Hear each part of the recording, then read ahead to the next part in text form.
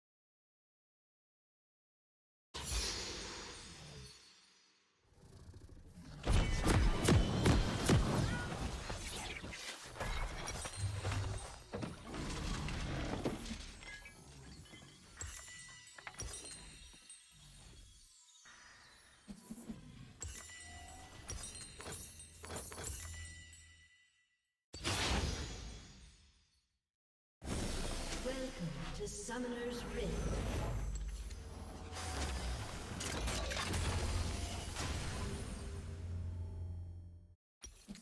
Seconds until minions spawn.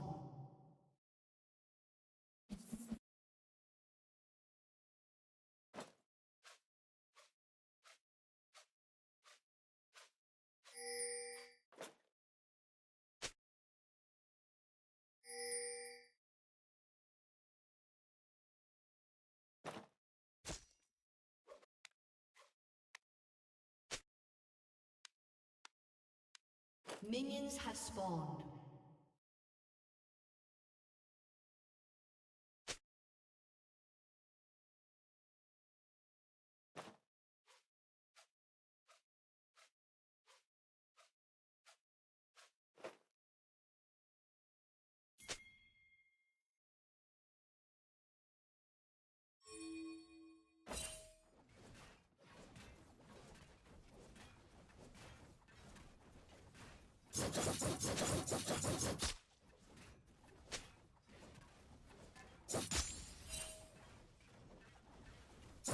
First love.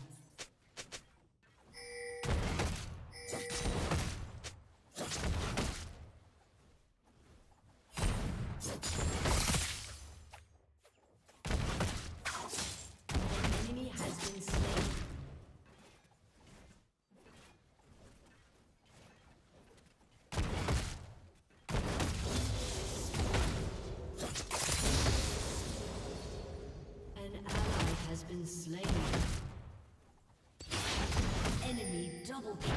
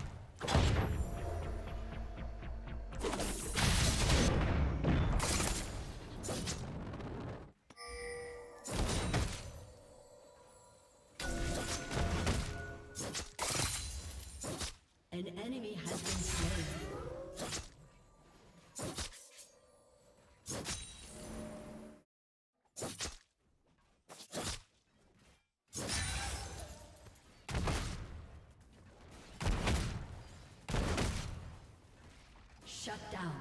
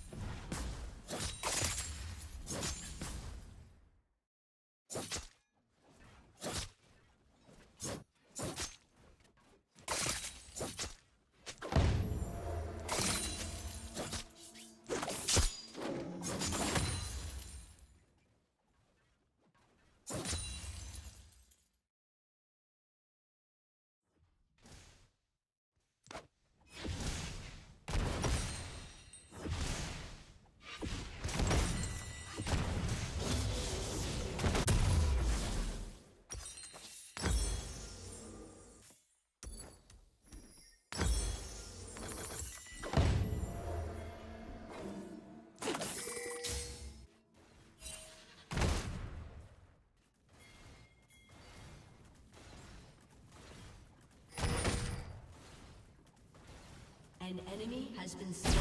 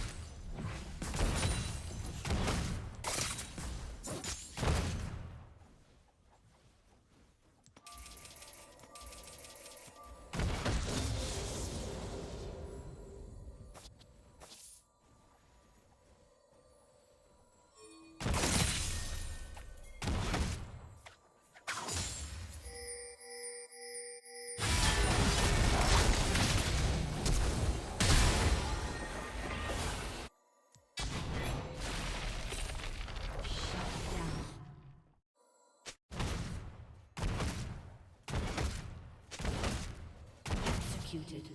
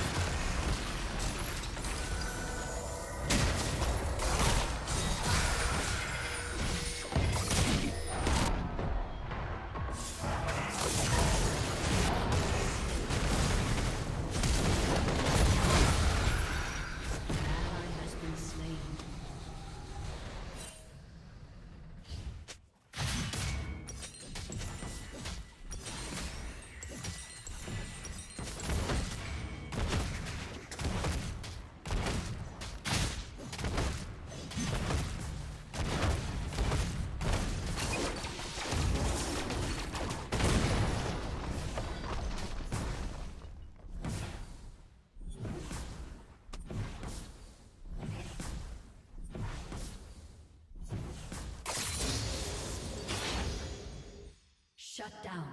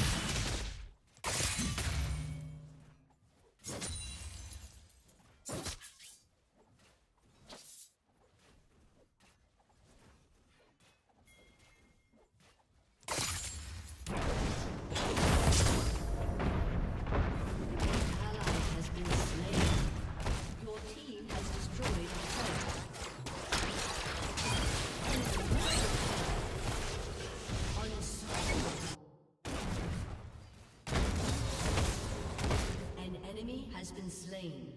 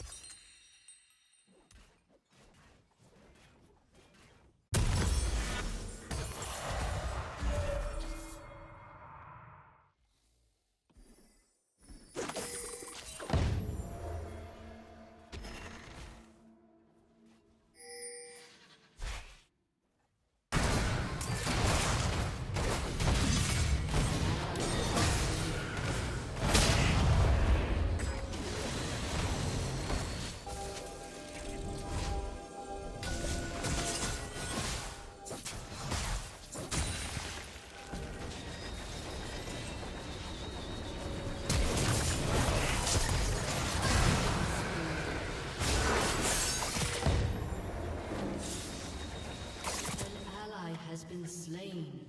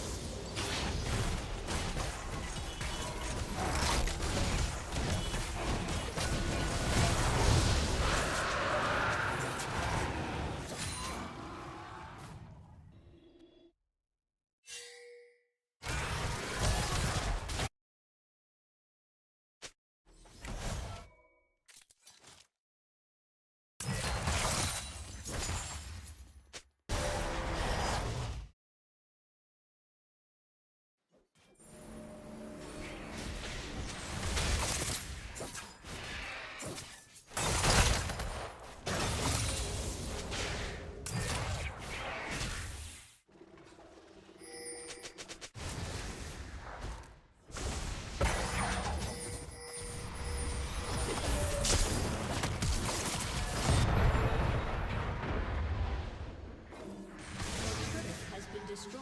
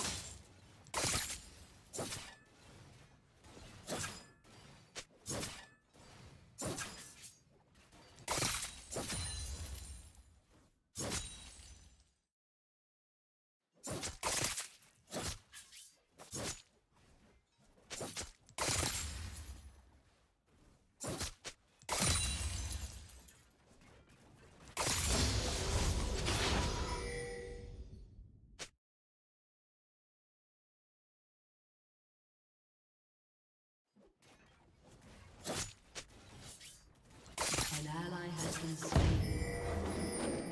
An ally has been slain.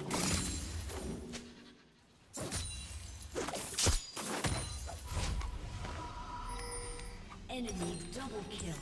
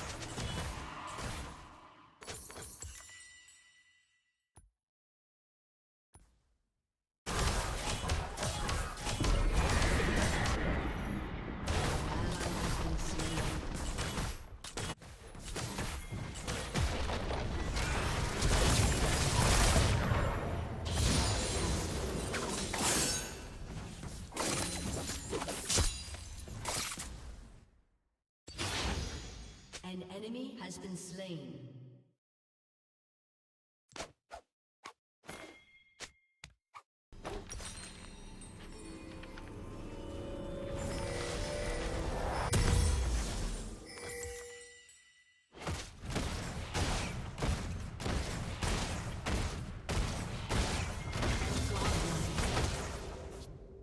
Shut down.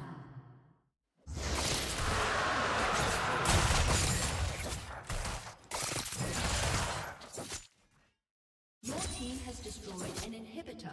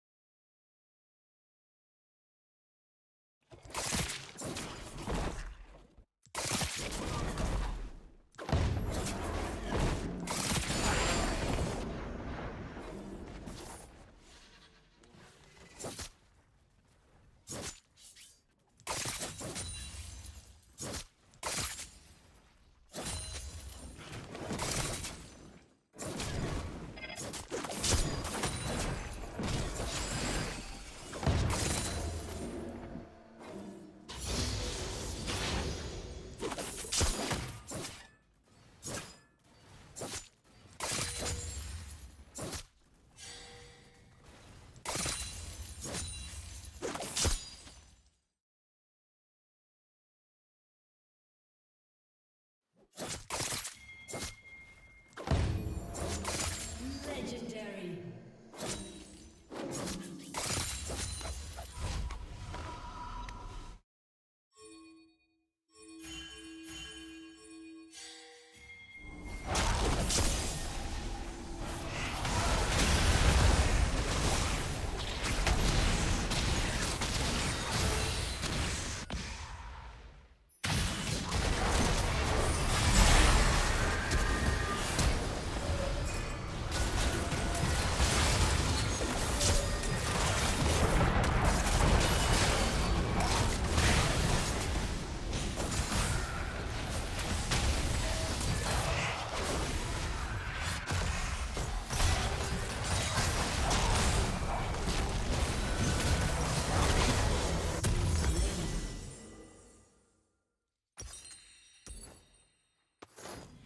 An ally has been slain.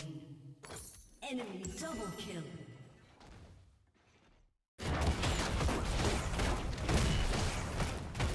Your team has destroyed a turret.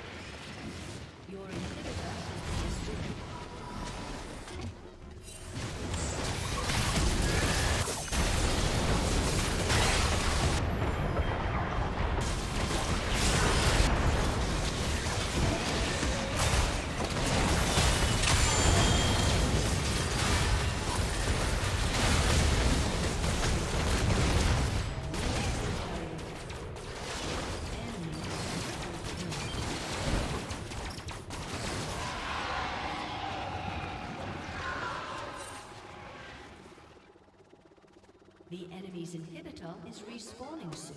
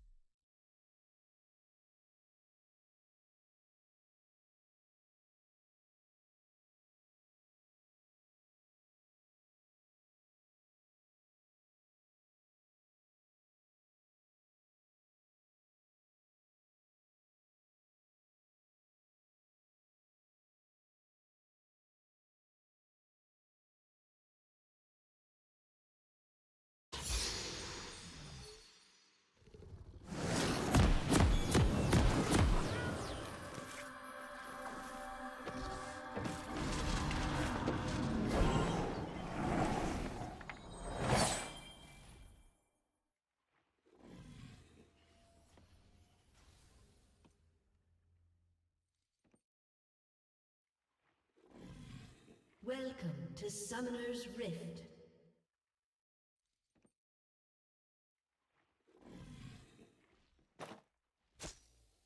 "30 seconds until minions spawn.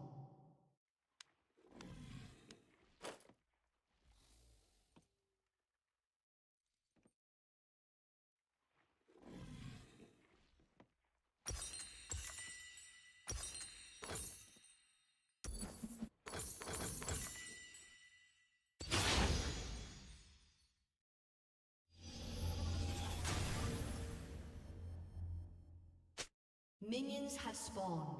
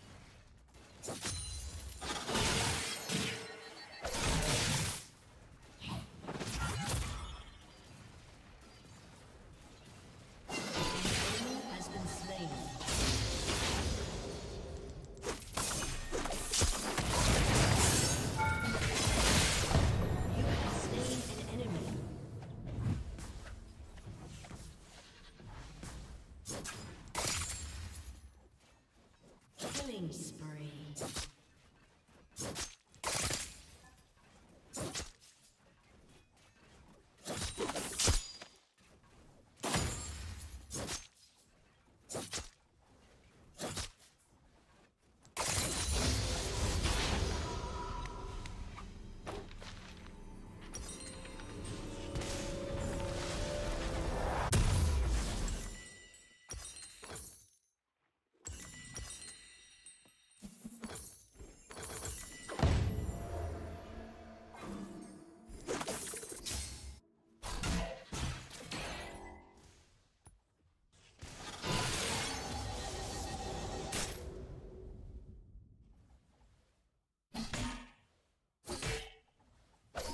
Rampage.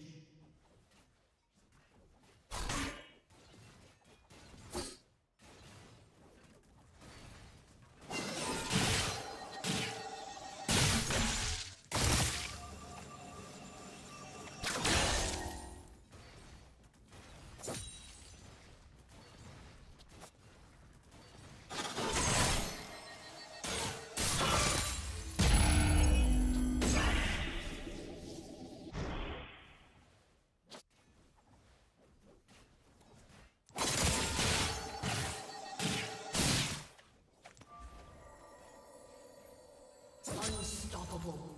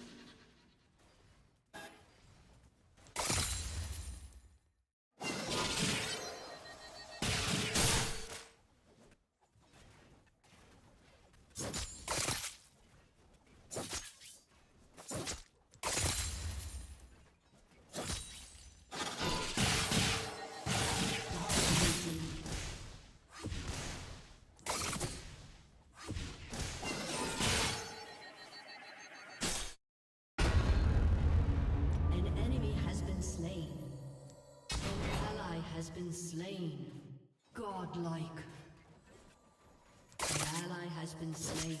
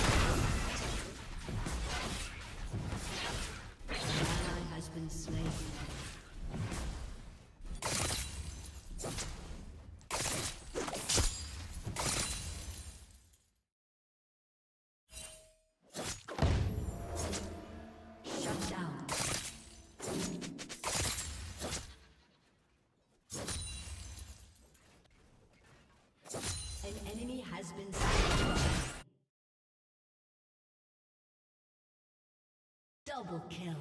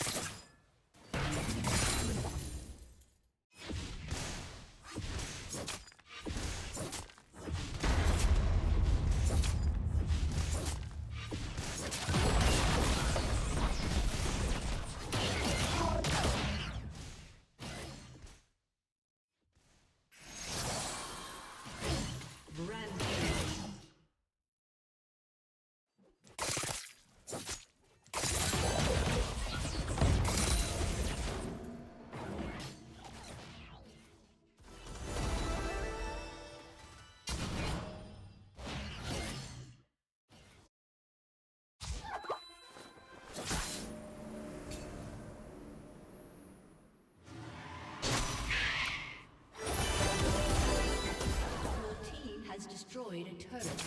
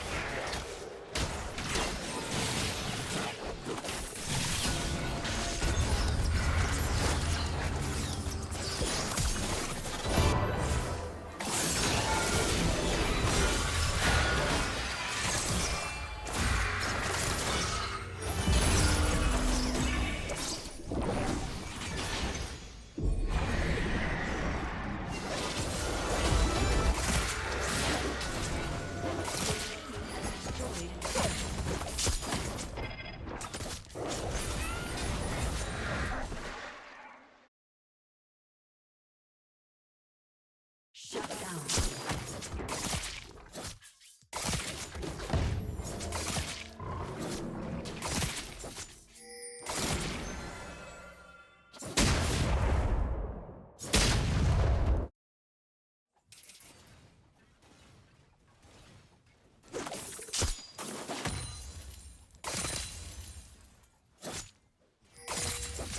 Unstoppable.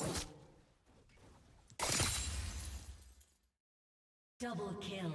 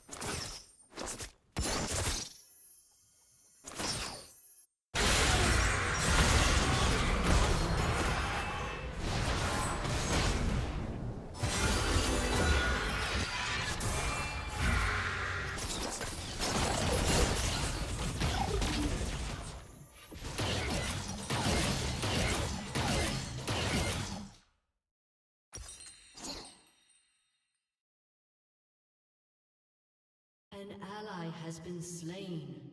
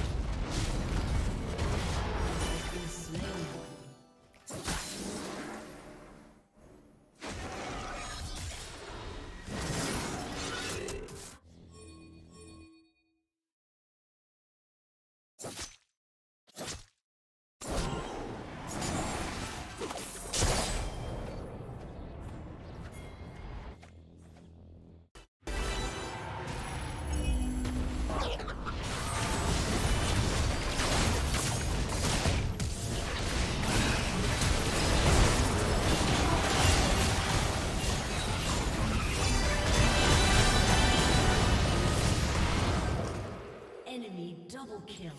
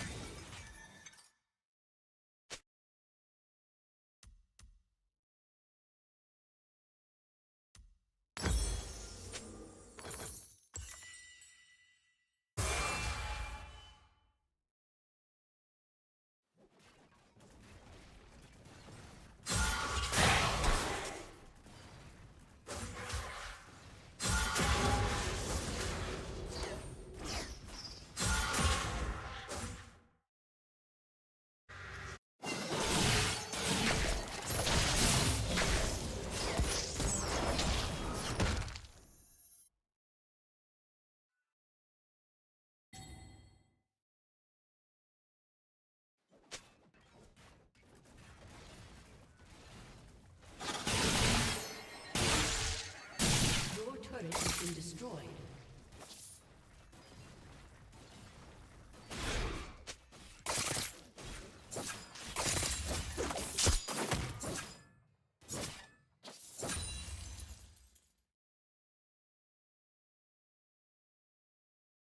An ally has been slain.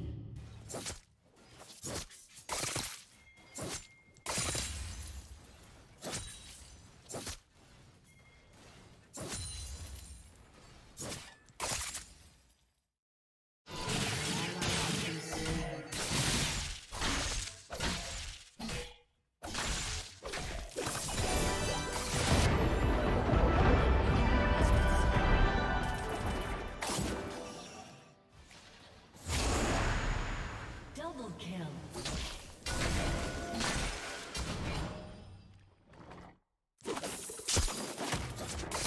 An ally has been slain.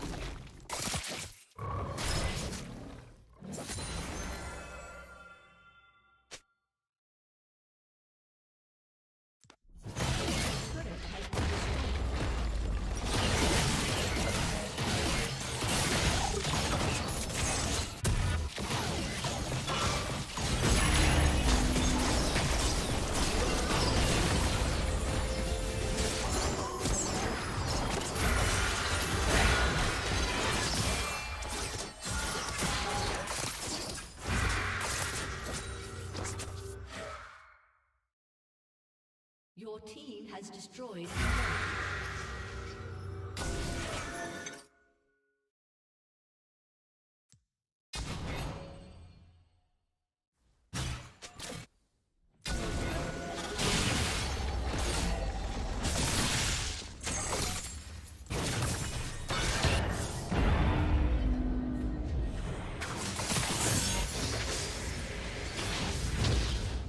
An ally has been slain.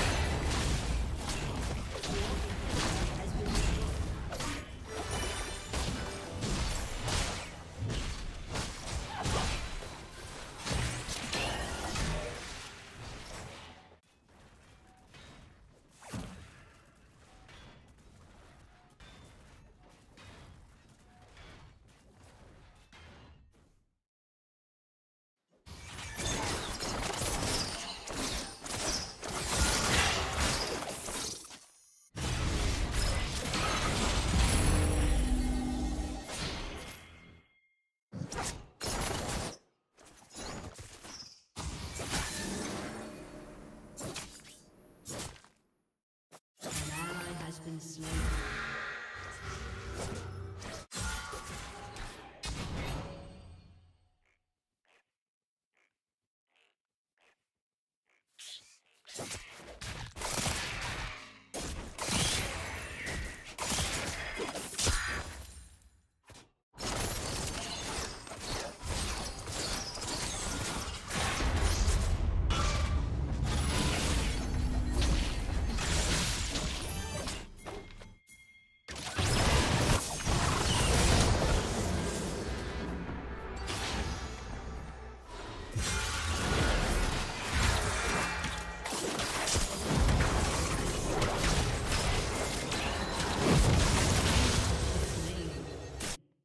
An enemy has been slain.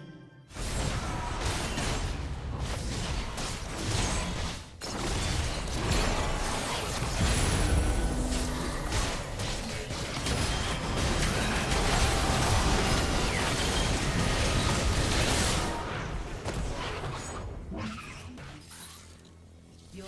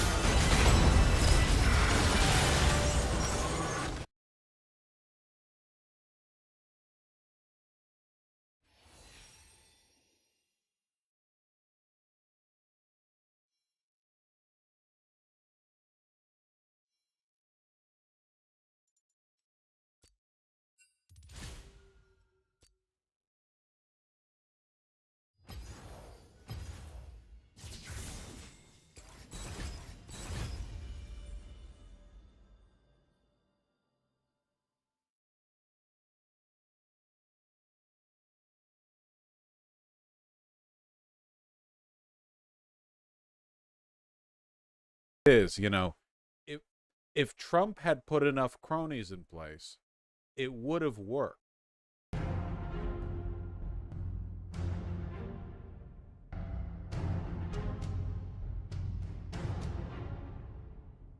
Can we play Dominion next?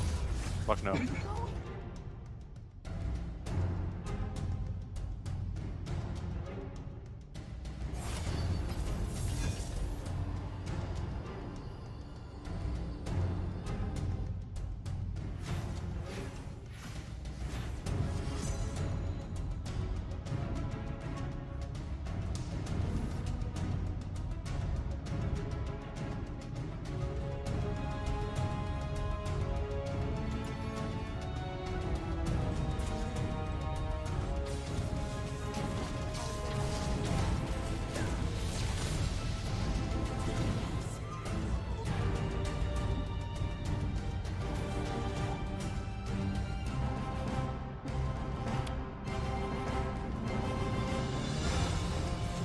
When is the...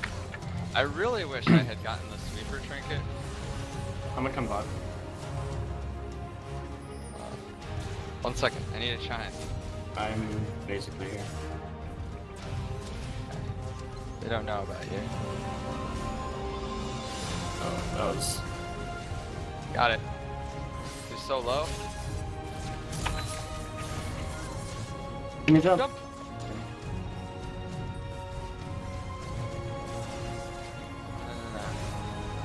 We got this. Got so much damage.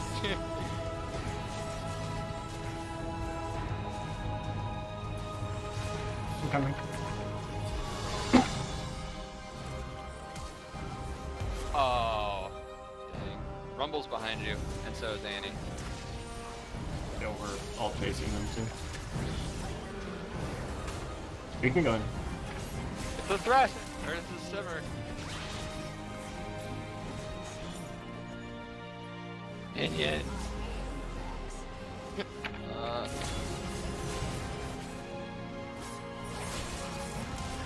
Oh shit. Worth. There's minions.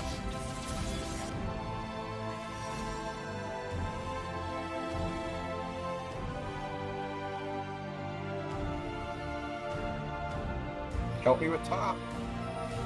You have to do this tutorial style, guys.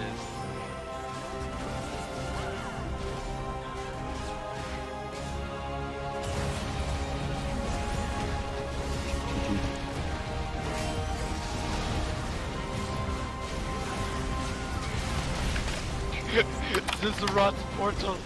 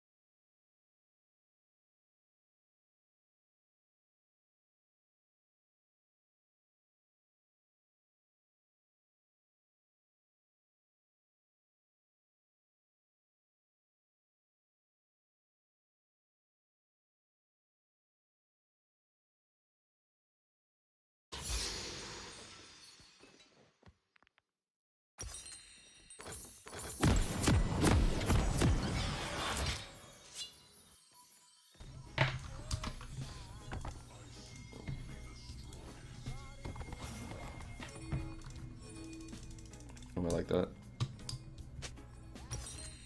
And could come from here. Welcome to Summoner's Rift.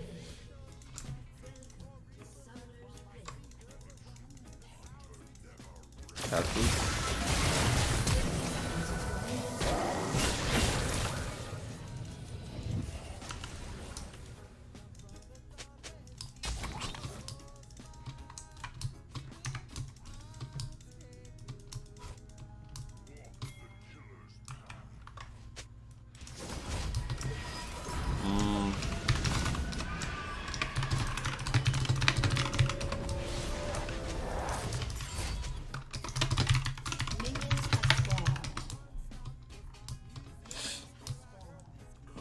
That's much better, actually.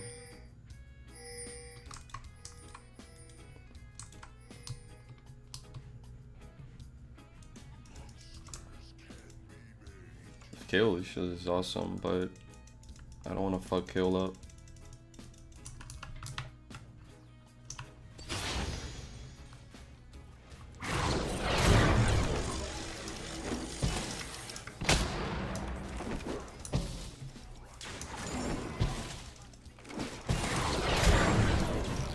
something weird with my cursor. I guess not.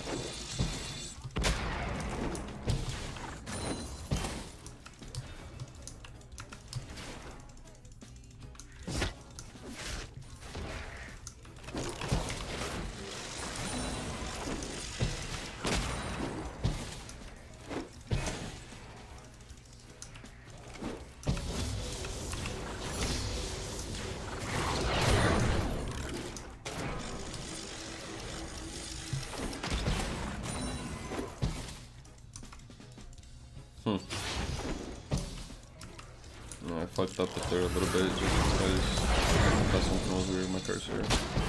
But we can pick it up.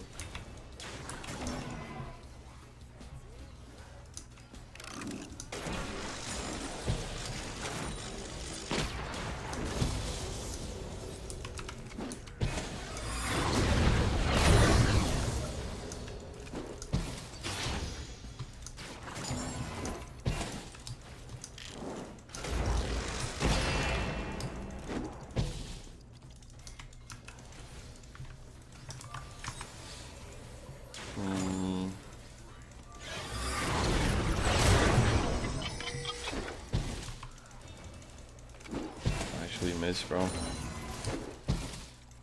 If I hit, I was gonna keep my stacks. But it's all good.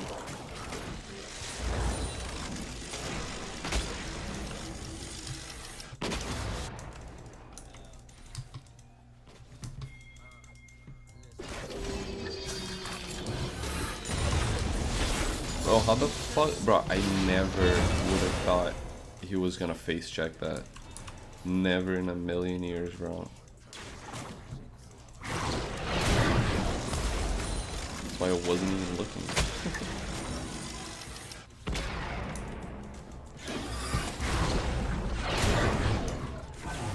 I don't even know if I changed the overlay, to be honest. I don't remember.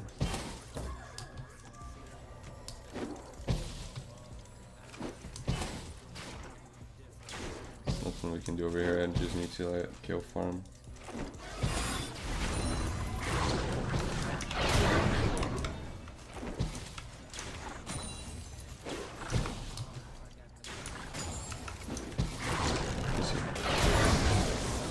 Oh yeah, I did.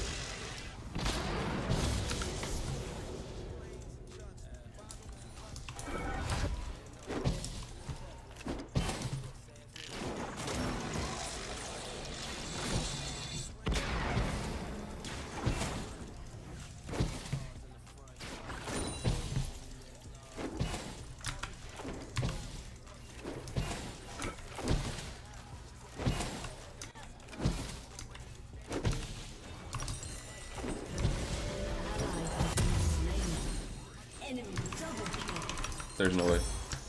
GG. This champion is so stupid, bro. This champion is so stupid.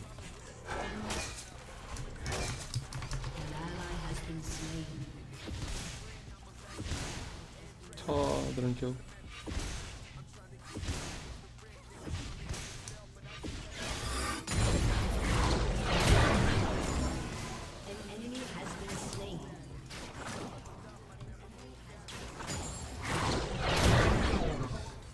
Nice, you got one.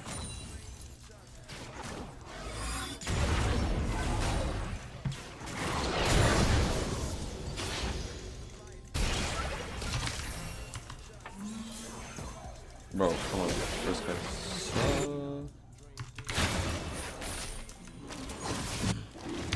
Shut down. An slain. Double kill. I thought she was gonna die as well, bro. What the fuck?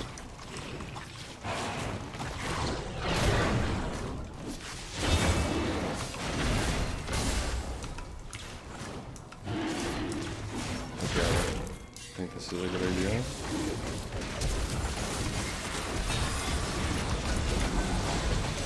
What? The dragon just reset as well, which is really cool. Just fight it, bro. We're not gonna do Drake. You flash forward and then you spam ping, be careful. It's crazy. It's actually crazy. Just fight it. The dragon resets. Perfect opportunity for us to just go ahead and fight. Might as well. Since you flash forward. Literally perfect opportunity. Let's do stairs.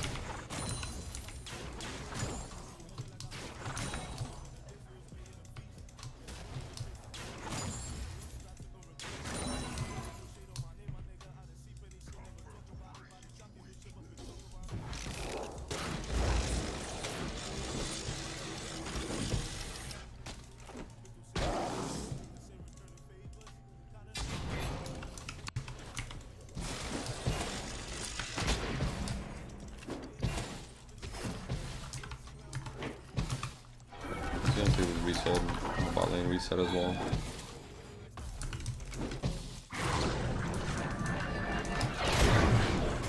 If I can be on the map at the same time as them, full reset my items, and then I can gank bot and do hero bot.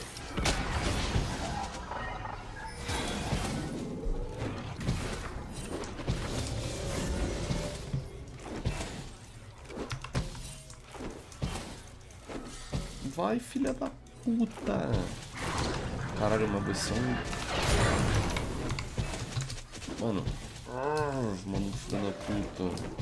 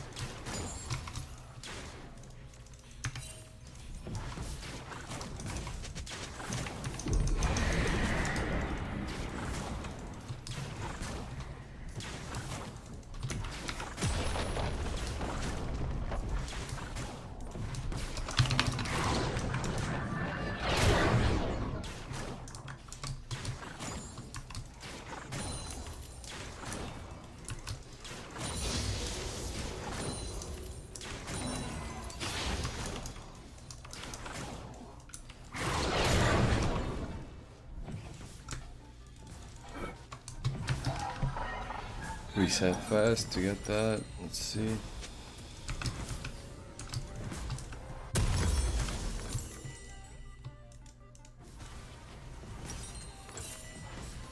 Oh, close.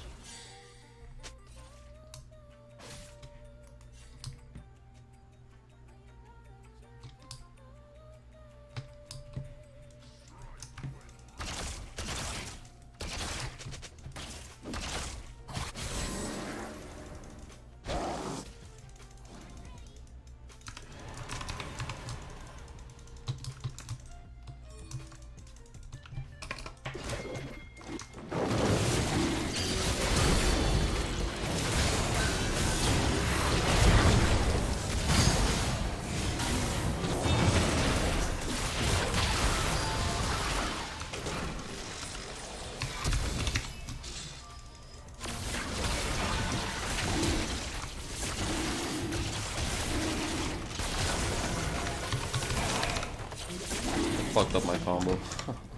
Fuck me, bro. What the fuck is she doing?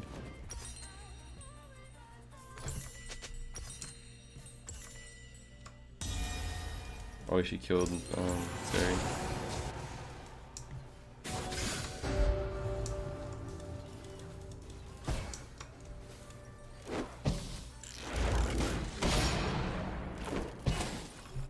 I didn't think about my leap stack there. Oh, she missed it.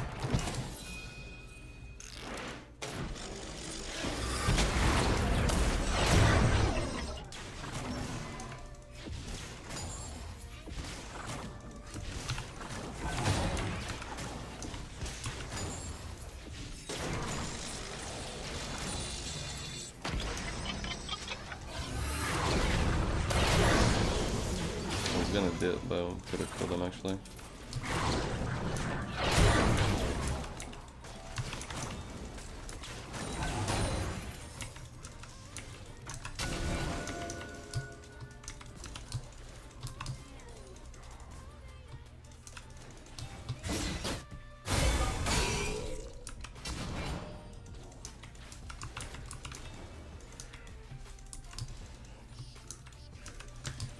Seconds on Herald, 10 seconds.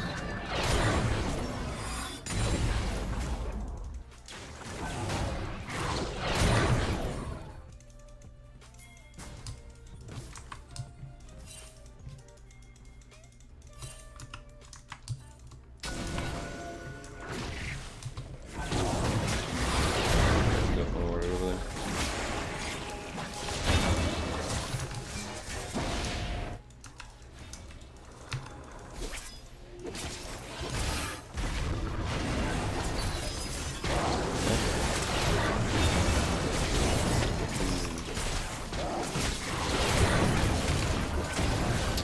That didn't land on me, bro. It's so sad.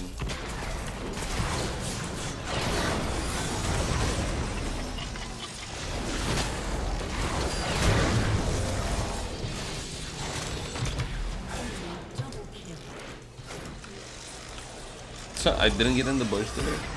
Okay, I'm just XD.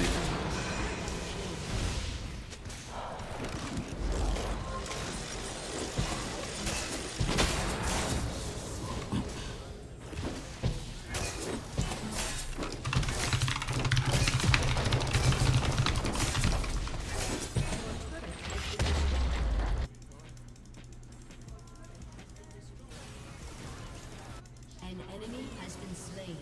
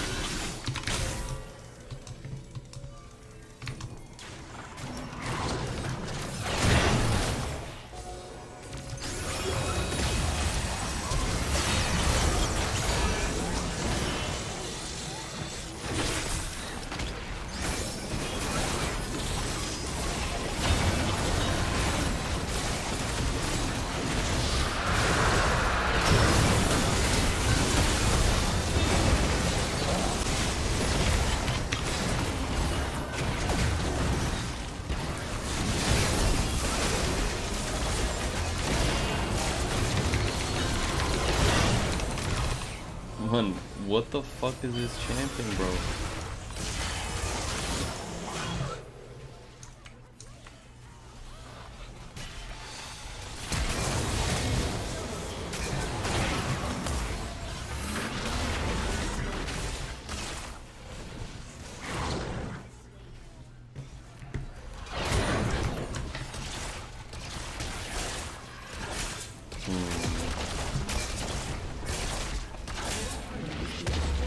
It's rough, dude. At least we got dragon.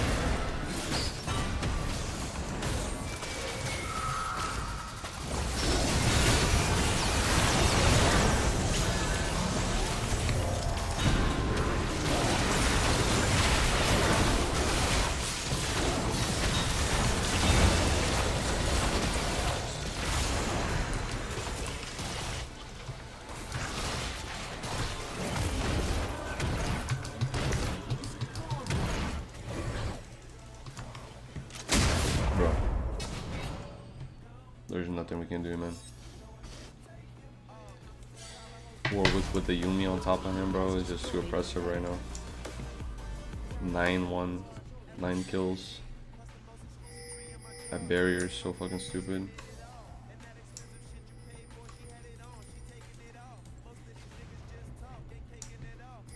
Until KO's 16 and we have some items, it's gonna be really hard to deal with him. But then later, he's not gonna scale. Just take his run. Never mind.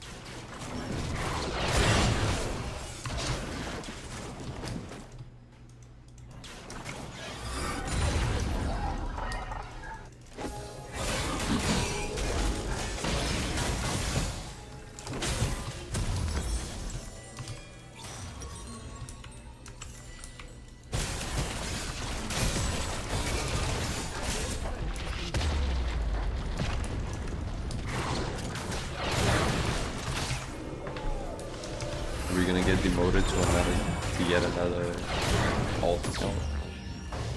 Is that what's gonna happen? Yet another alt account. We're gonna be demoted soon. Just a few minutes. Or can we turn this around?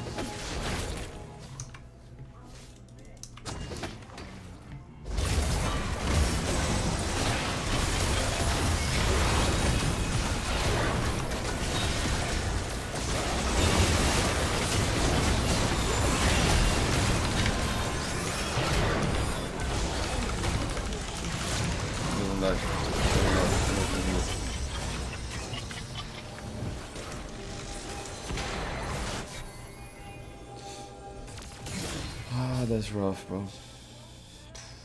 Shut down.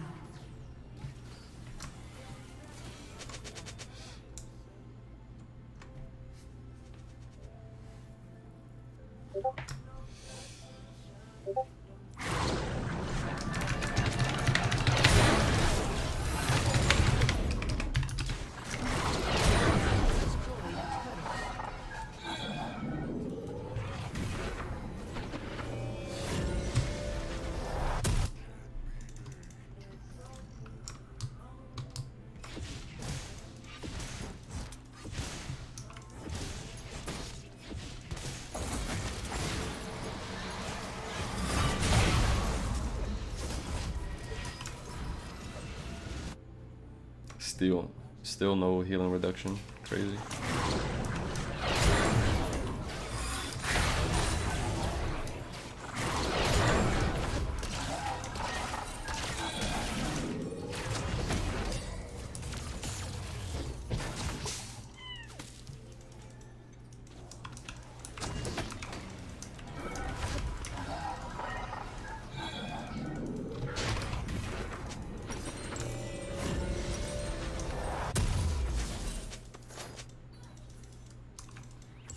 The fuck? Oh, they're doing it.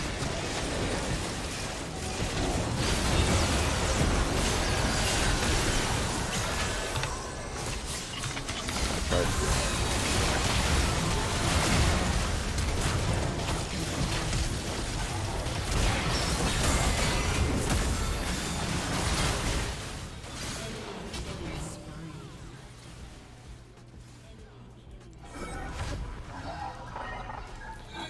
Unlucky, bro. Try to steal it, but there's nothing I can do. Why is my dinner go off? Has been destroyed.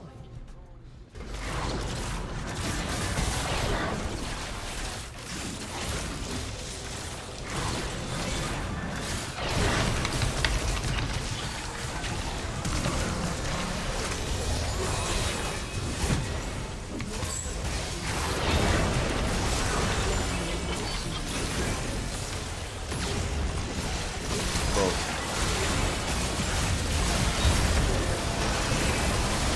He doesn't die. Look at that. Okay, now he died, but he has something on him.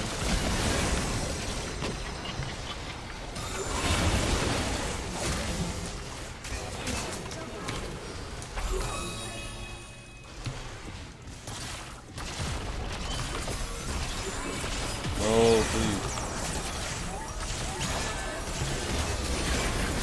Then she had art still.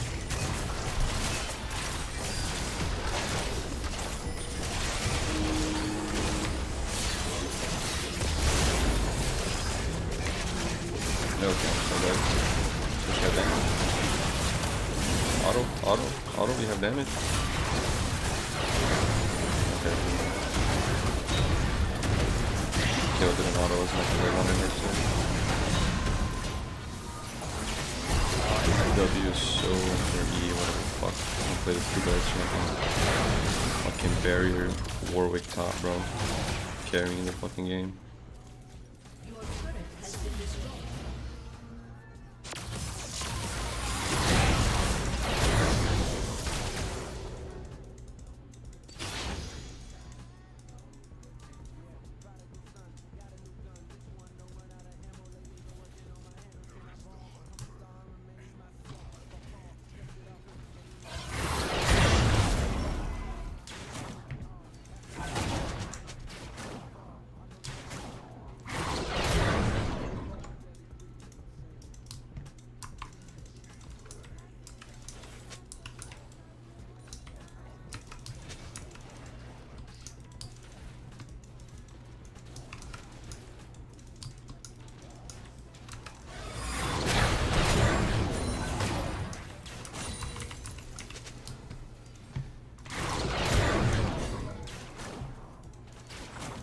Nah, bro, it's my fault. I went top earlier. Shouldn't have done that.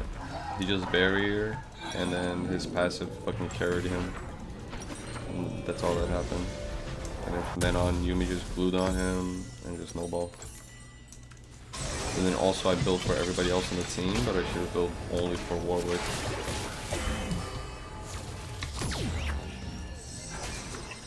You know what I mean?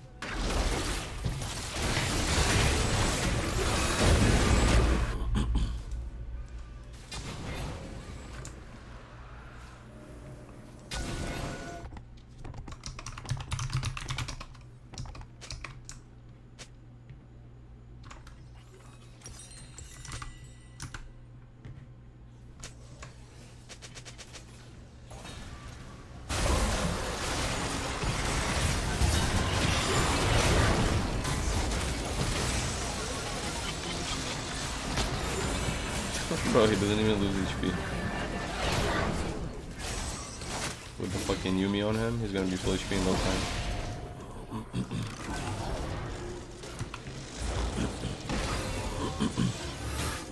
Sorry about that. I don't know. Something back there.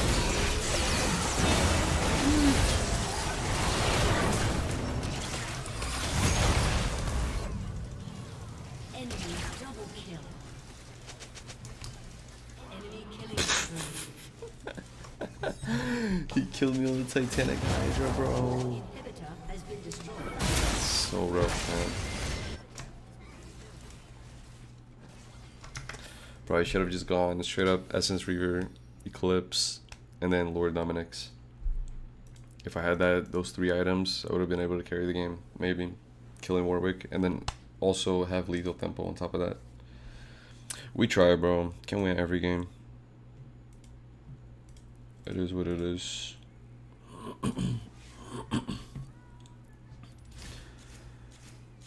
Yeah, for real.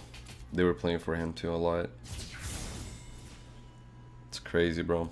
When we thought we were gonna kill him, he fucking got Zillion ulted.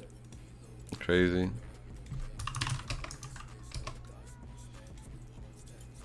I feel like I didn't do any damage, bro. It was all fucking Warwick. Kai said that a lot too. Kai said it pretty good. I'm gonna take a break now real quick. Eat something. And then I'm gonna go back to a different account. GG's though.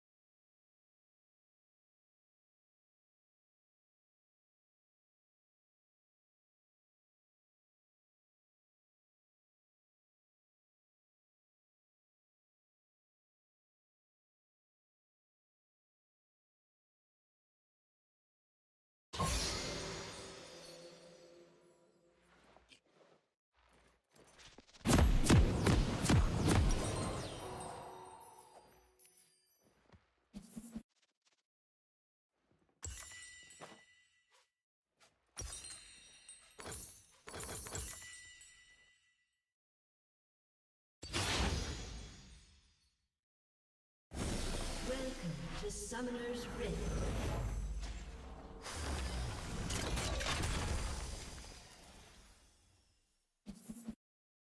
Seconds until minions spawn.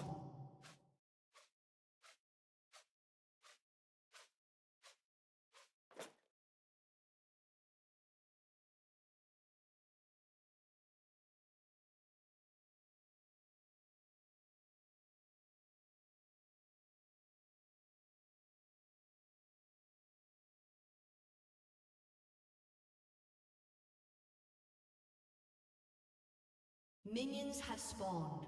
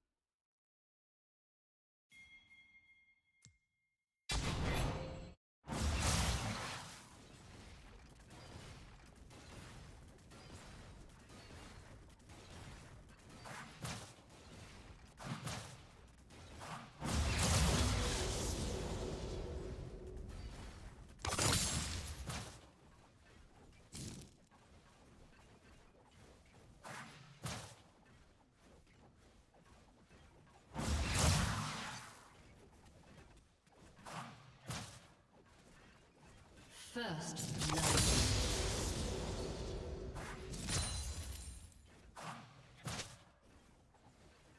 An ally has been slain. An enemy has been slain. Double kill. An ally has been slain.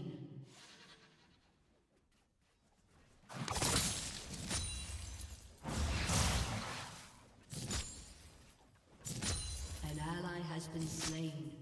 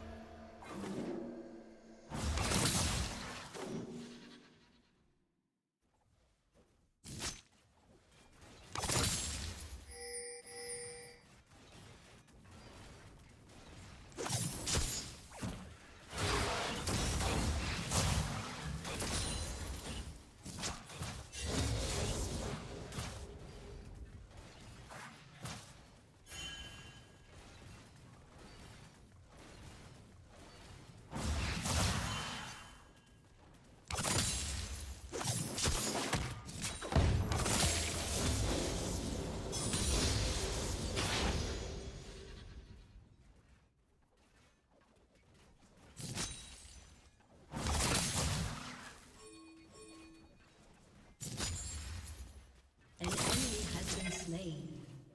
An ally has been slain.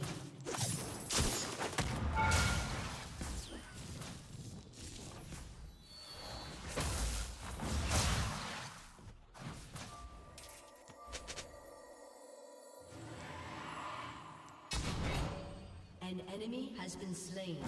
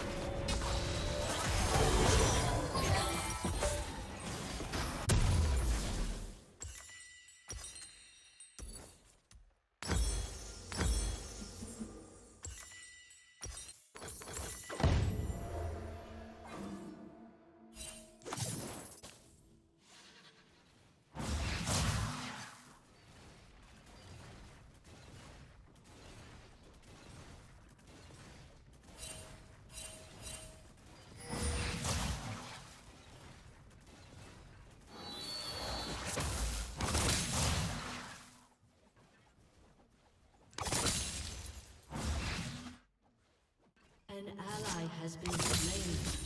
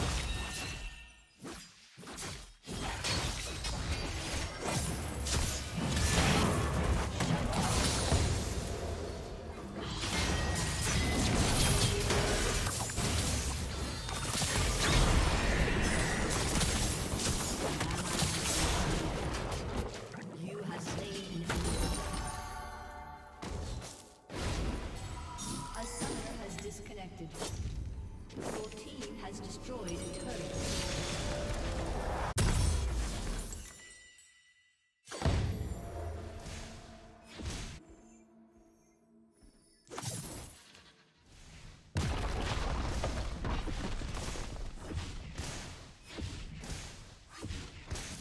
An enemy is legendary.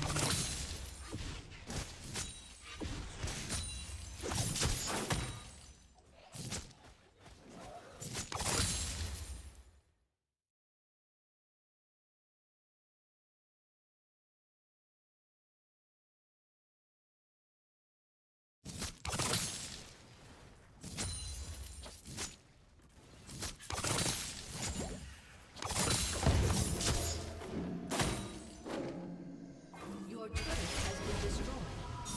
A summoner has reconnected.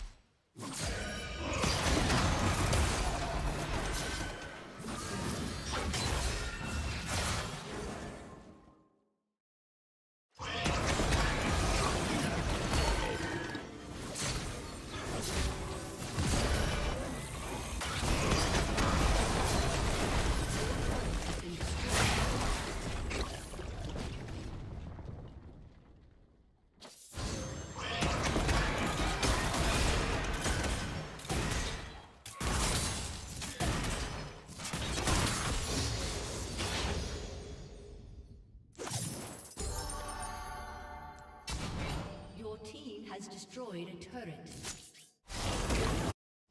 A summoner has disconnected. An ally has been slain.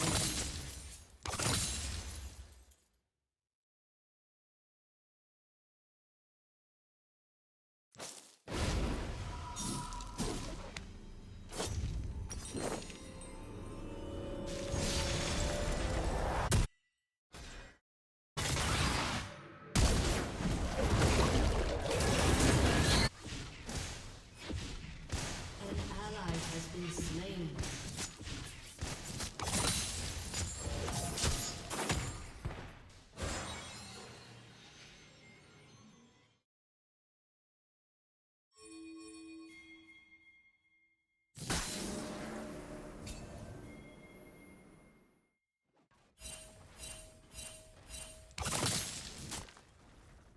A summoner has reconnected.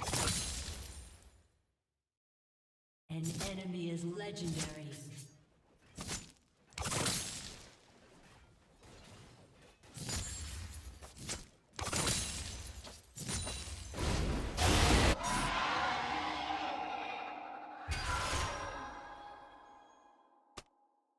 An ally has been slain.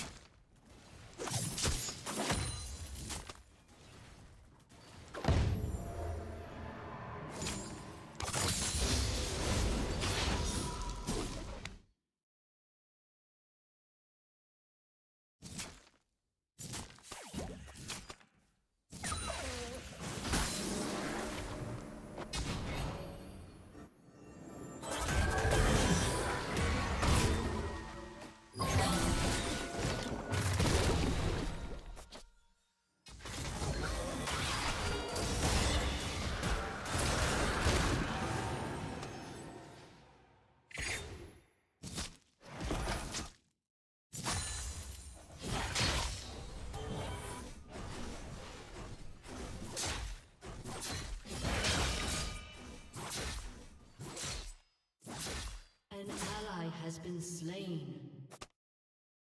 Enemy double kill.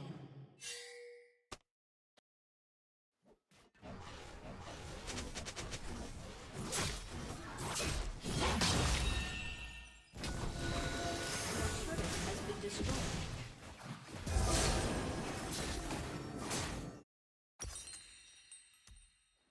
Your inhibitor has been destroyed.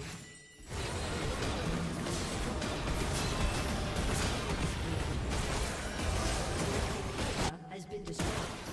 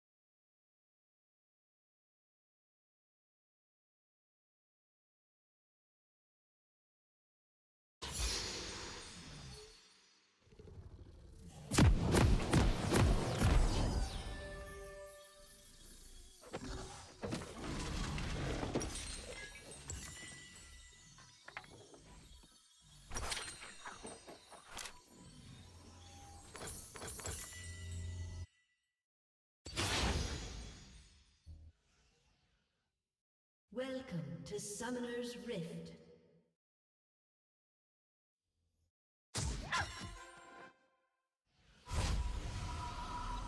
Seconds until minions spawn.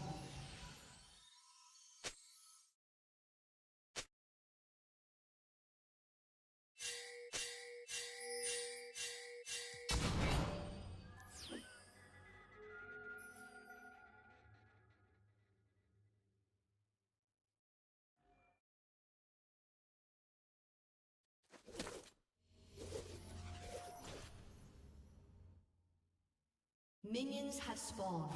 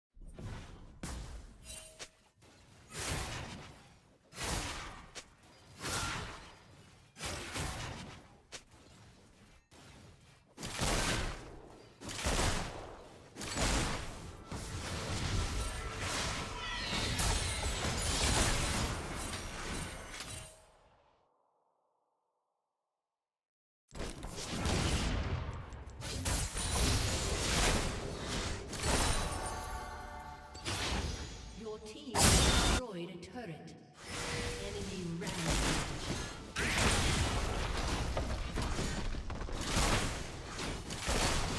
Your turret has been destroyed.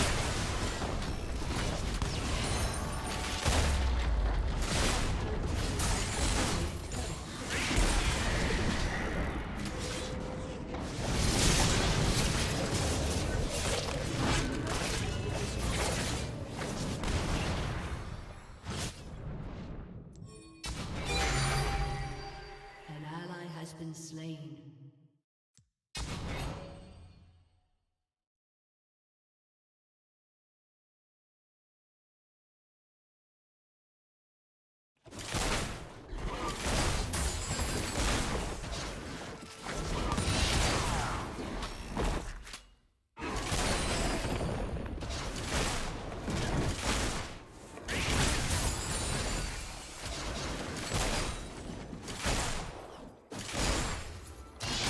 An ally has been slain.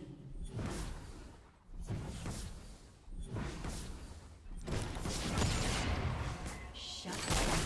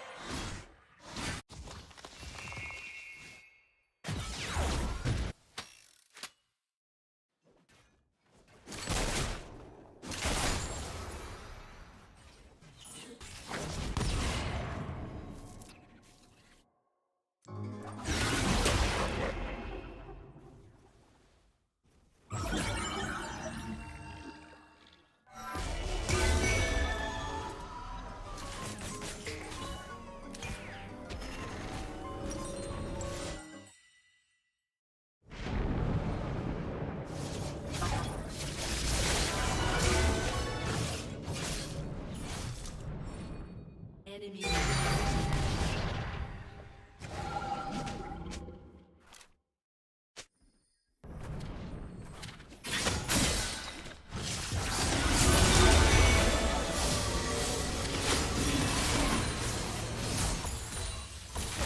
inhibitor has been destroyed.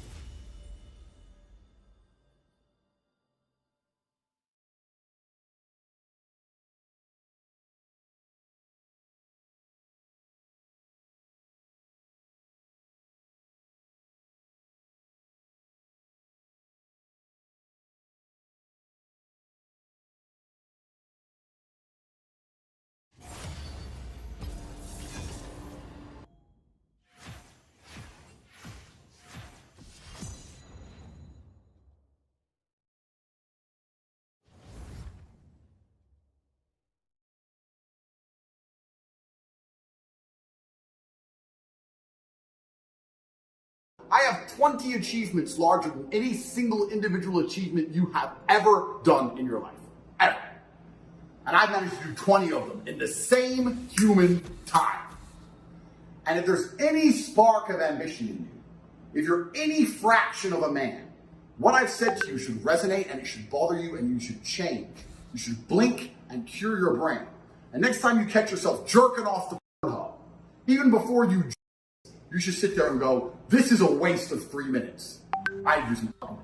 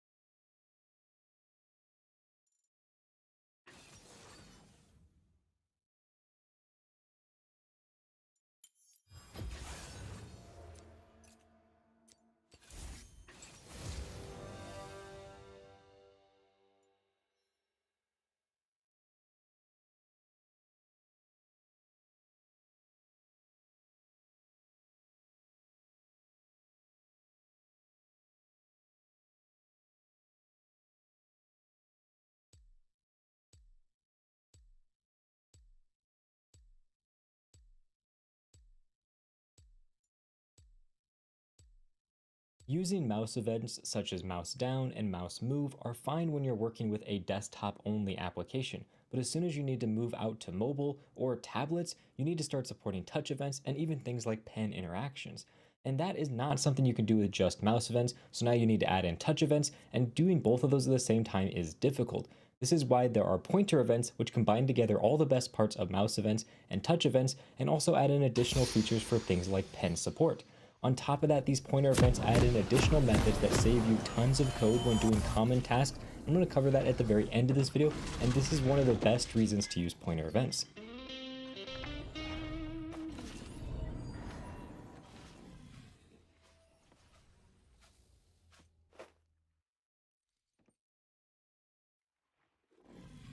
Welcome to Summoner's Rift.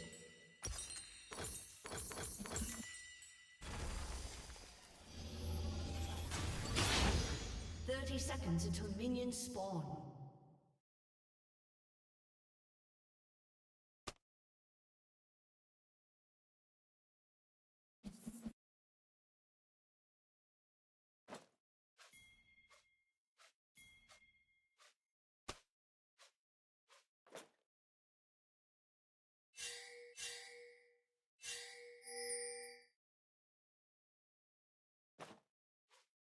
Minions have spawned.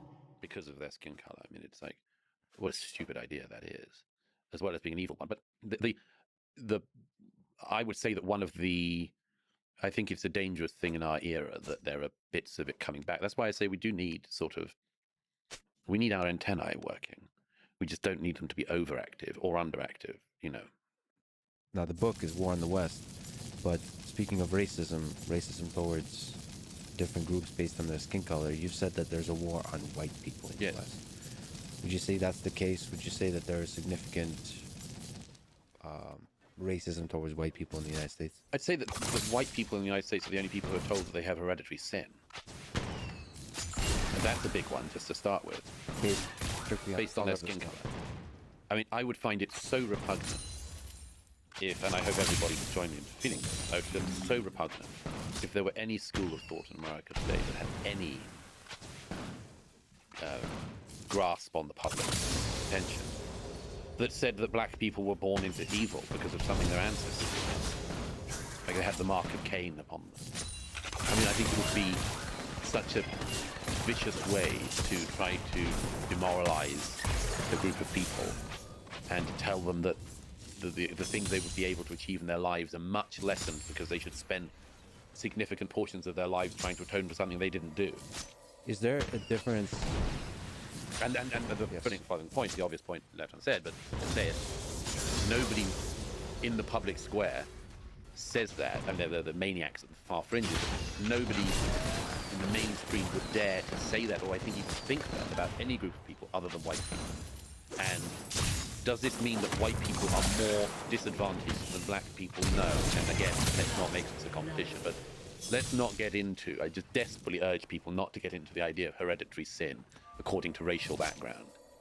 Is there something to be said about the feature aspect, to sort of play devil's advocate, about the asymmetry of sort of accusations towards the majority? So, yes, because it's much easier to attack a majority. It is much easier, but is there something to be said about that being a useful function of society, that you can always attack, that the minority has disproportionate power to attack the majority, so that you can always keep the majority in check? Well, it's a dangerous game to play, isn't it?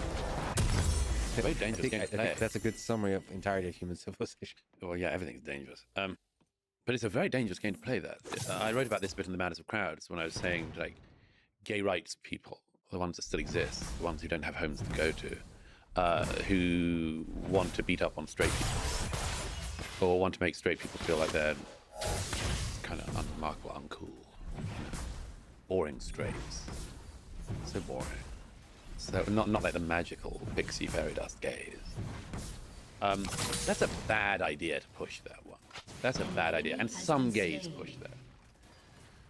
Highly unwise, given the fact that about 2 to 3% of the population are actually gay, although now there's like an additional 20% who think they're like two-spirit or something, and all that bullshit, but they're just attention seekers, so let's not spend too much time on that.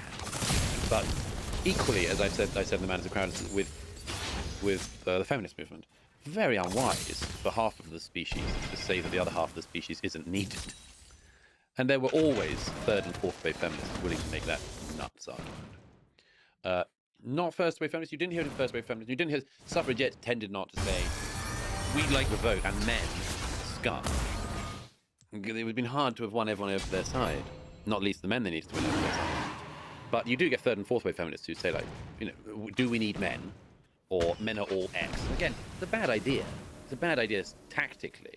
What if men, Richard Wrangham, somebody from Harvard, describes that men are the originators of violence, physical violence in society. And he argues that actually the world would be better off. No, just a very cold calculus. If you get rid of men, there would be a lot less violence in society, is his claim. But who says you need to get rid of violence in society? Well, but shouldn't that at least be a discussion? The pros and cons. Have a debate, a panel discussion, violence, pros and cons. Well, that's the sort of thing, if I can say so, that some like weak-ass academic decides to do because he thinks that his area of Boston would be nicer. He might decide it's useful if he was living in Kiev today to have violent men. I mean, it might. If New York was invaded right now, I'd need some violent men around here. But it wouldn't be invaded if there's no violent men. Well, goes the argument. There's also, at least there's some level of threat that you ought to exude that puts people off. If I was in, you know, I'm very glad that the men and women of Ukraine are capable of, and more than capable of, fighting for their country and for their neighbors and their families and much more. But it's better that there was violence ready to unleash when violence is unleashed upon them, than that the whole society has been told that they should identify as non-binary. But at least this is the conversation to have, isn't there aspect to the sort of the feminist movement that is correct in challenging the some forms of violence, domestic violence, although women are capable of that as well. I'm learning about this. We're all learning about this at the moment. I can't help but watch the entirety of it go down in this beautiful mess that is human relations. Okay. But just to finish that thought, I mean, it's very unwise for women to war against men, as it would be for men to war against women. It's highly, highly unwise to war on a majority population. And in America, Britain, and other Western countries, white people are still a majority.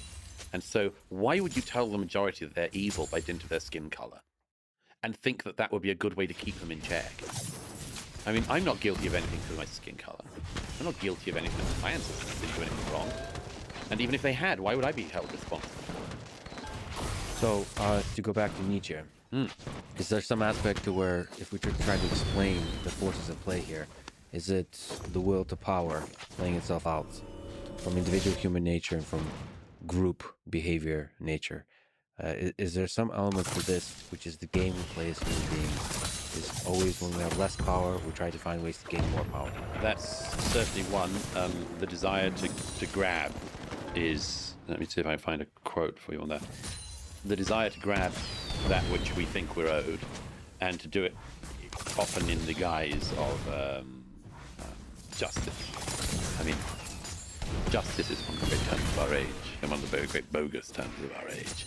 People forever talk about their search for justice. It's amazing how violent they can often be in their search for justice, and how many rules they're willing to break so long as they can say that they're after justice, and how many norms they can trample so long as they can say it's in the name of justice. You can burn down buildings in the name of justice. Well, the majority groups throughout history, including those with white skin color, have done the same in the name of justice. We come up with all kinds of sexy terms in our propaganda machines to sell whatever atrocities we're going to commit.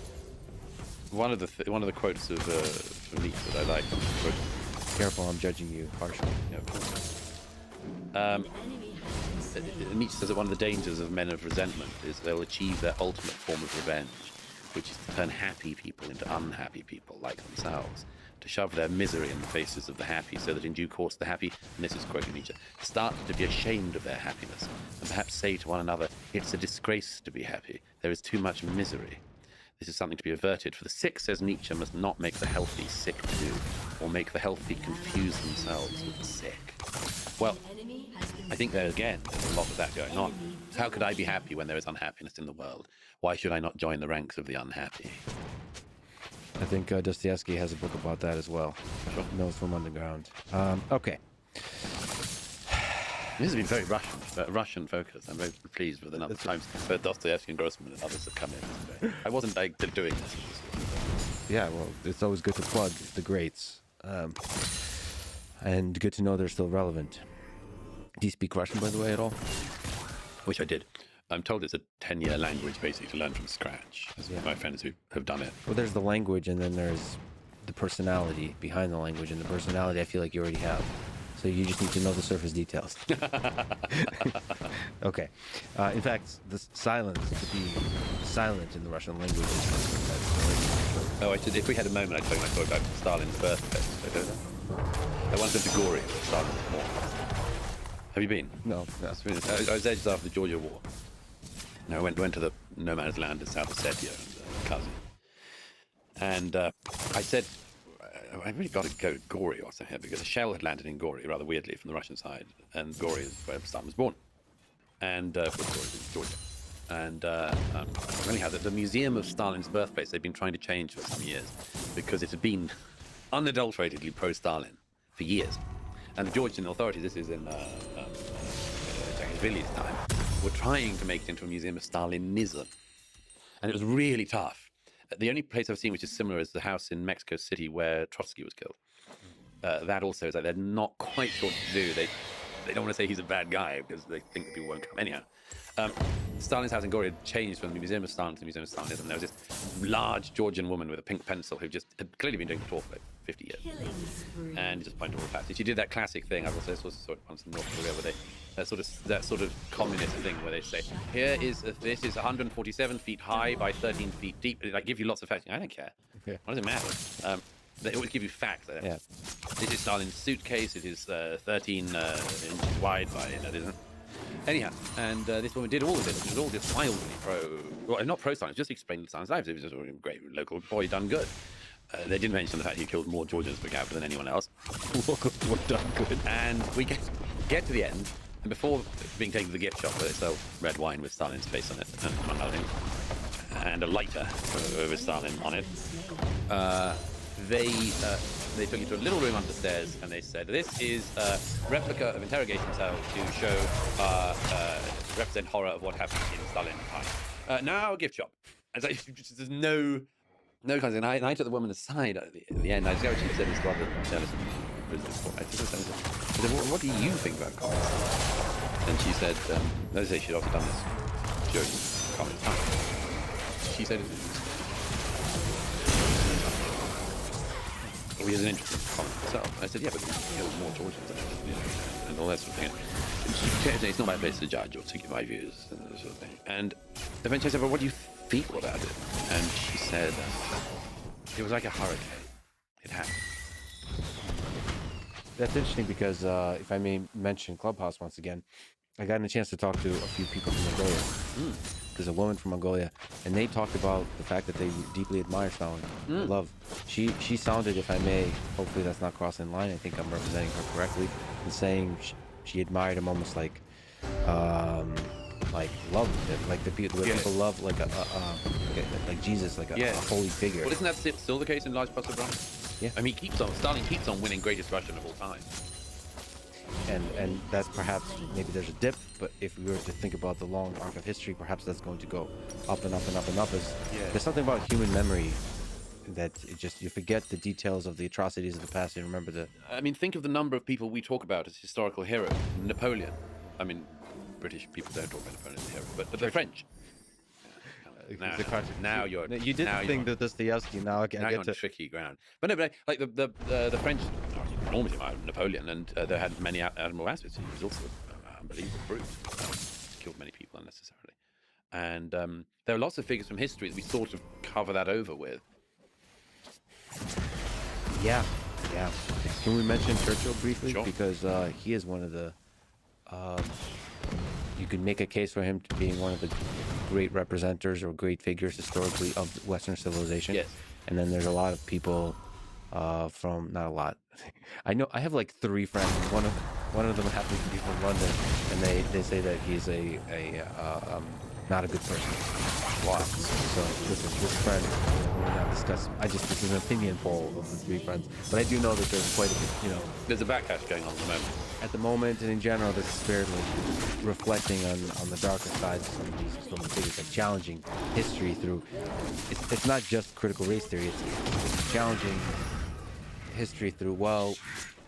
Are the people we think of as heroes, what are their flaws, and are they in fact villains? Convenient, we're there at the right time to accidentally do the right thing. Accidentally. I hope this isn't a representative, fair summation of your friend.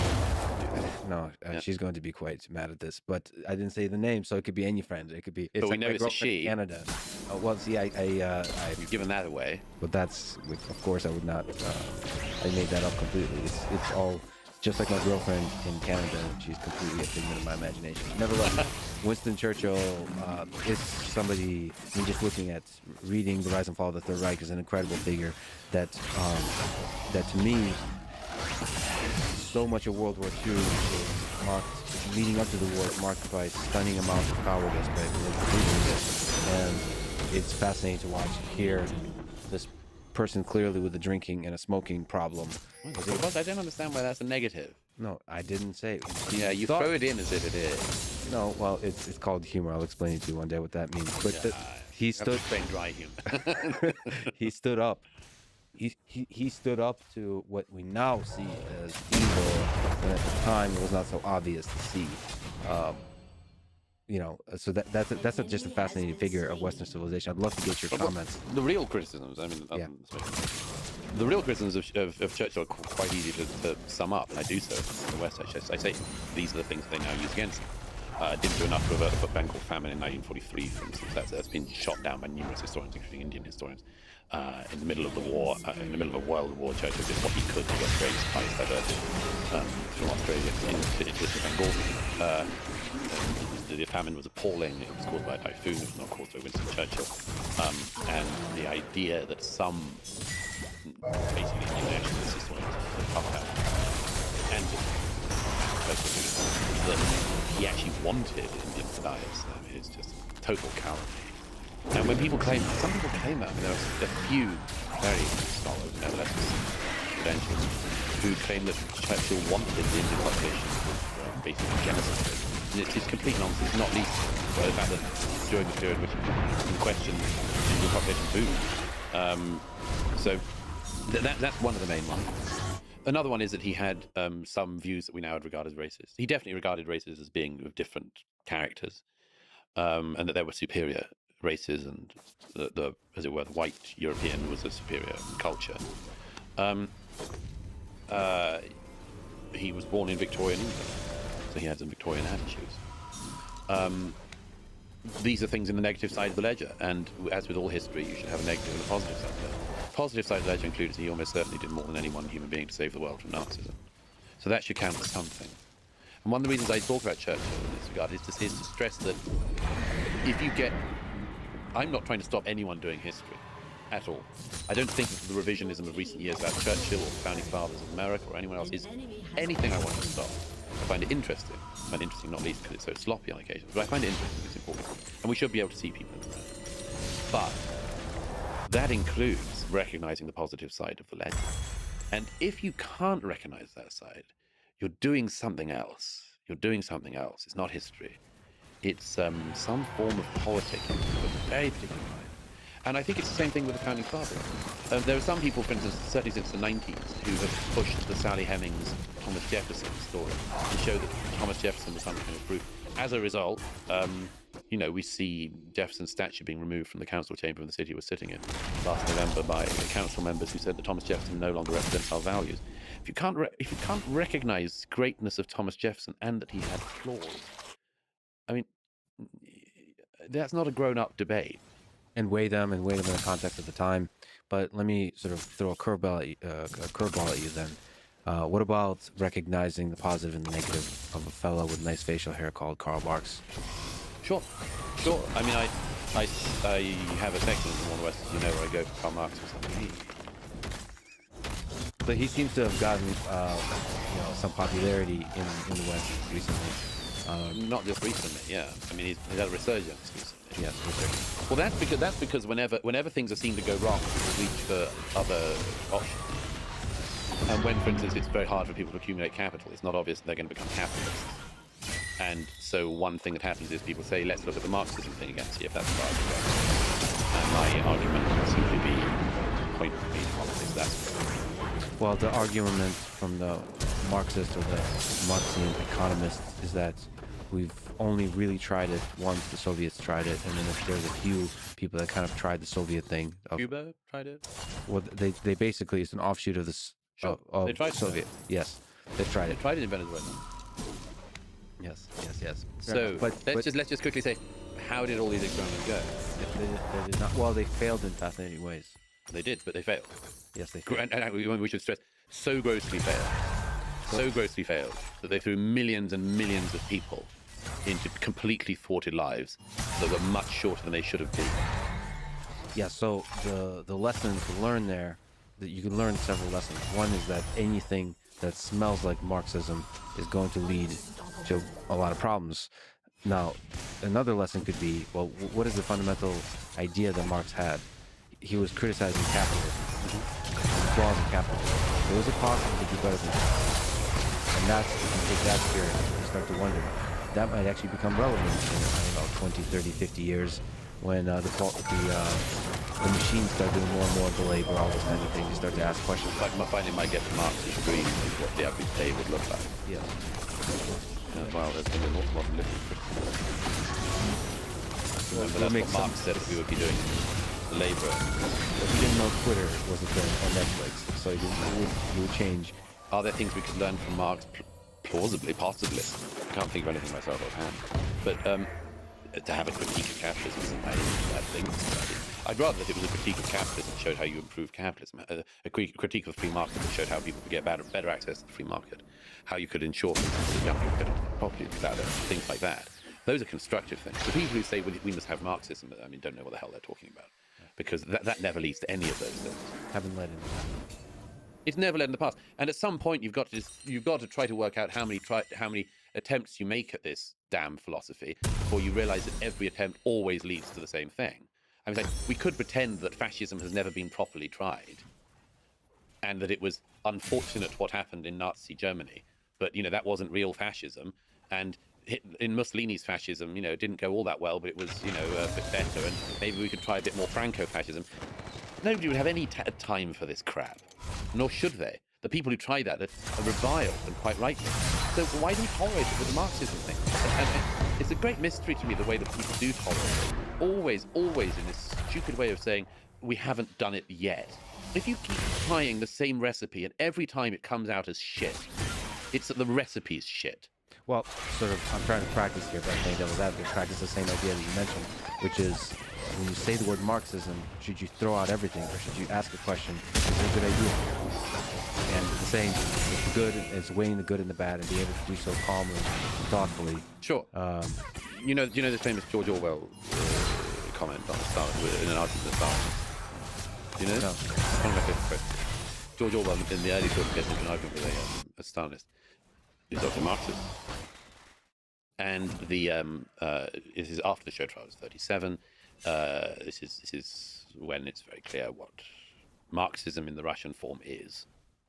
And this Orwell is in the discussion with this Marxist, and it goes on, and eventually Orwell says, well, what about the show trials, and what about what's happened in Ukraine, and the famines, and much more, and the purges, and the purges, and the purges, and eventually the Stalinist says to Orwell what Orwell knows he's going to say. He says, you can't make an omelette without breaking eggs. And Orwell says, where's the omelette? Oh, yeah. So good. That's really good. Look at this by this stage. Okay? How many? Where's my damn omelet? How many just messy, big, bloody, eggy piles have the Marxists created by country after country? Always next time they're going to produce the great omelette. But they never have, and they never will, because the whole thing is rotten from the start. But let me just also say one thing about because with Marxism, as nice as it sounds, And that's one of the things that I try to highlight in the book is if we're going to do this reductive thing of people in history and saying, well, they had views that were of their time, and we must therefore condemn them.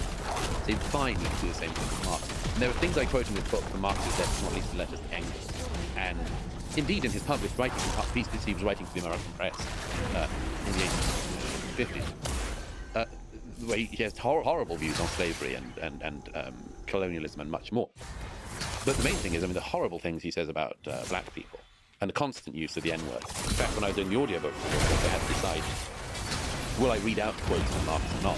If I had read them out, I'd have been cancelled because people would have just said, you've been using the N-word so much in this sentence. And I slightly thought of doing it so that I could say I was only quoting Marx to try to hit the point home. In the end, of course, I was sensible not to. But Marx's letters are disgusting on these terms. Since I highlighted this in the book and some of the media picked it up and have popularized this thing I'm trying to put into the system, which is you're going to accuse Churchill of racism, you're going to accuse Jefferson. What about Marx? The two things that Marx has said since he came out. First of all, why are you saying this about Marx? He was a man of his time.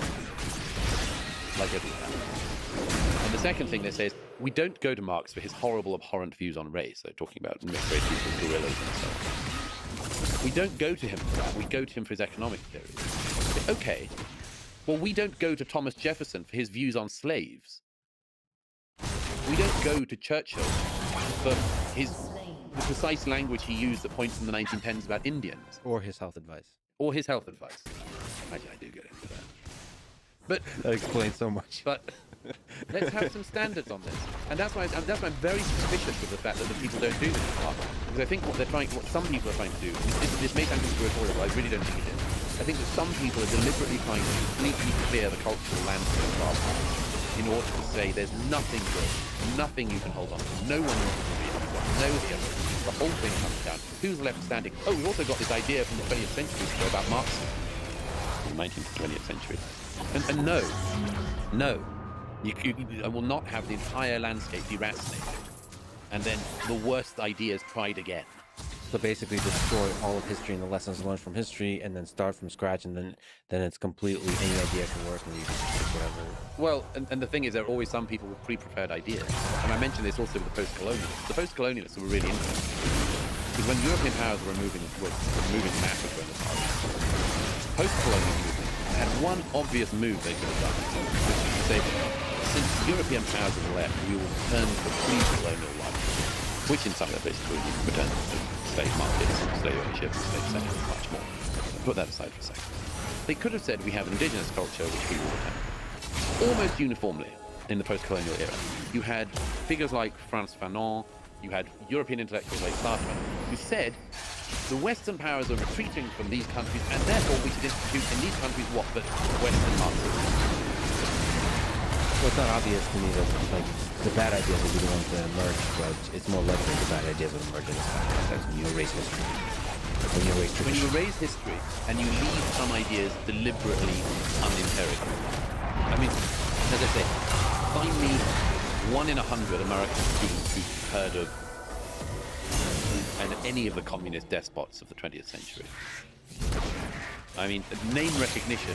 There was a poll done a few years ago in the UK. Like, name recognition among children, school kids, for Stalin, let alone Mao. I mean, Mao killed more people than anywhere. 65 million Chinese inhabitants. How many students in America know what Mao was, who he was, where he was? Nothing. Or the atrocities. Where the atrocities. Or worry about that. Because it means that we might have learned 1 to 2 lessons of the 20th century. We think we've learned 1 of the 2 lessons. We actually haven't learned that lesson. We've learned a little bit of it, and we've not learned the other one at all. Because that's why we still have people in American politics and elsewhere actually talking about collectivization and things, as if there's no problem with that, and as if it's perfectly obvious, and they could run it, and they'd know exactly where to stop. What are the 2 lessons of the 20th century? Fascism and communism. Oh. Yeah. I mean, I'm not exactly sure what exactly the lessons are. No, it's not clear. If the lessons were very clear, we'd be better at it. Well, one is your book broadly applied of the madness of crowds. That's one lesson. Well, no, how so? Meaning like large crowds can display herd-like behavior. Yes, be very suspicious of crowd. Yeah, in general, I mean, you apply it in different more to modern application, Yeah. in a sense, but it's that's rooted in history. That crowds can, when humans get together, they can do some quite radically silly things. Elias Canetti is very good on that, crowds and power. And Eric Hoffer, who is a sort of self-taught, amazing, not to say autodidactic writer, The True Believer and so on, he was extremely good on that. But the reason I mentioned the two things, no, I mean, we should have realized the two nightmares of the 20th century, fascism and communism, that we should know how they came about. And we're interested in learning how one of them came about, fascism. And we know some of the lessons, like don't treat other people as less than you because of their race. Like, that's one lesson. But and we've done some good at learning that. But the second one, not to do communism again, not to do socialism, I think we're way away from knowing, because we don't know how it happened, and the little temptations are still there always. Look at the people saying, "I'm going to expropriate your property." If people do things they don't like, say, we can't wait to take your property.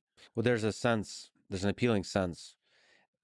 Okay, every ideology has an appealing narrative behind it that sells the ideology. So for socialism, for communism, is that it seems unfair that the working class does all of this work and gets only a fraction of the output. It just seems unfair. So you want to make they do get a fraction of the output, yes. Yes. And so it seems to be more fair if we increase that. If the workers own all of the value of their output, and things that are more fair seems to be a good thing. I'd say, well, yeah, I mean, fairness is I like fairness as a term. No, I much prefer fairness because it's a much easier thing to try to work out. It's quite amorphous itself as a concept, but everyone can recognize it. So, for instance, should the boss of the company earn 1 million times that of the lowest paid employee? It doesn't seem fair.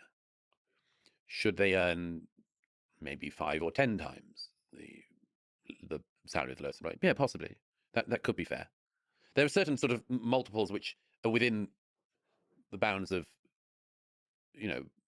reasonableness. I think actually that's the much bigger problem in capitalism at the moment, as I see it, is the not untrue perception that a tiny number of people get accrue a lot of the benefits, and that the bit in the middle has become increasingly squeezed and is at danger always of falling all the way down to the bottom. I mean, I think in the snakes and ladders of American capitalism, for instance, it's a correct perception to say that the snakes go down awfully far. If you tread on the snake, you can plummet an awfully long way in America. And the deal in the game was that the ladders took you high. And there's a perception, and again, it's not entirely wrong, that the ladders system on the board is kind of broken. So what you're saying is you're a Marxist. I'm not saying I'm a Marxist. You heard that here first in the out of context blog post you're going to write about this. I get back to this point. The way to critique capitalism, if it's gone bad, is to get better capitalism. Yes. Free markets where they're not fair should be made fair.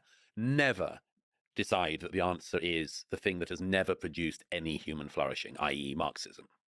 So as you describe in The Madness of Crowds, the herd-like behavior of humans that gets us into trouble, you as an individual thinker and others listening to this, how can you, because all of us are amidst crowds, we're influenced by the society that's around us, by the people that's around us, how can we think independently? How can we, if you're in the Soviet Union at the beginning of the 20th century, if you're in, I don't know, Nazi Germany at the end of the 30s or the 40s, how can you think independently? Given, first of all, that it's hard to think independently, just intellectually speaking, but also that it just becomes more and more dangerous. So the incentive to think independently under the uncertainty that's usually involved with thinking is, it's a silly thing to say, but on Twitter, there's a cost to be paid for going against the crowd on any silly thing. Well, we can even talk about, what is it? Will Smith slapping Chris Rock. There's a crowd that believes that that was unjustified or something. I forget what the crowd decided, but I don't. Crowd split on that one. It's safe to have one opinion either way. Okay, it is right, but there's you put it very nicely that there's clearly a calculus here, and that you can measure on Twitter in particular. You can measure kind of the crowd, a sense of where the crowd lays. Michael Jackson. Well, oh boy. I don't want to. This is not a legal Sure. discussion where I have lawyer. I don't have my lawyer Just- present. yeah. I don't even have a lawyer. The man in question is dead. But I think most people who are not just diehard fans would concede that Michael Jackson had a strange relationship with children, Yes. and was almost certainly a pedophile. Did the crowd agree on that? No, the crowd hasn't agreed because he's too famous, and we all love Thriller. Yeah, we do. So you said people who are not fans. I just don't. No, Michael I'm a fan Jackson- of Michael Jackson, Yeah, but I yeah. think he was almost certainly a pedophile. And but nobody wants to give up dancing to Bad at weddings, so they just kind of add it in. It's fine. Seriously, it's But see, your law does genius. not apply to Bill Cosby. Oh, that's So it. Well, he wasn't. He was, of course, one of the most famous people in America. Yeah. But maybe he wasn't regarded as talented. Oh, wow. There's depth to this Oh, yeah. calculation. There's a genius opt-out in all cultures. Hmm. There's a genius opt-out in all cultures. Look at Lord Byron. Lord Byron shagged his sister. Doesn't affect his reputation. In fact, if anything, it kind of adds to it. But then again, this kind of war against the West, genius is actually makes you more likely, or no, to get canceled. So if you look at the genius of Thomas Jefferson, or Well, yes, because if you haven't done anything remarkable, nobody will come looking for you posthumously. Yeah. oh, so sidle- genius can get you in sidle trouble through eventually. life. Okay. Sidle through life with nobody noticing, be totally harmless, and then die, and hope you haven't used any carbon. But you were asking about how to survive the era of social media, as it were, and the crowds. Yeah. And there's a very simple answer to that. Don't overrate the significance of the unreal world. Oh, come on. But this is still human psychology because you want to fit in. You want to, Why?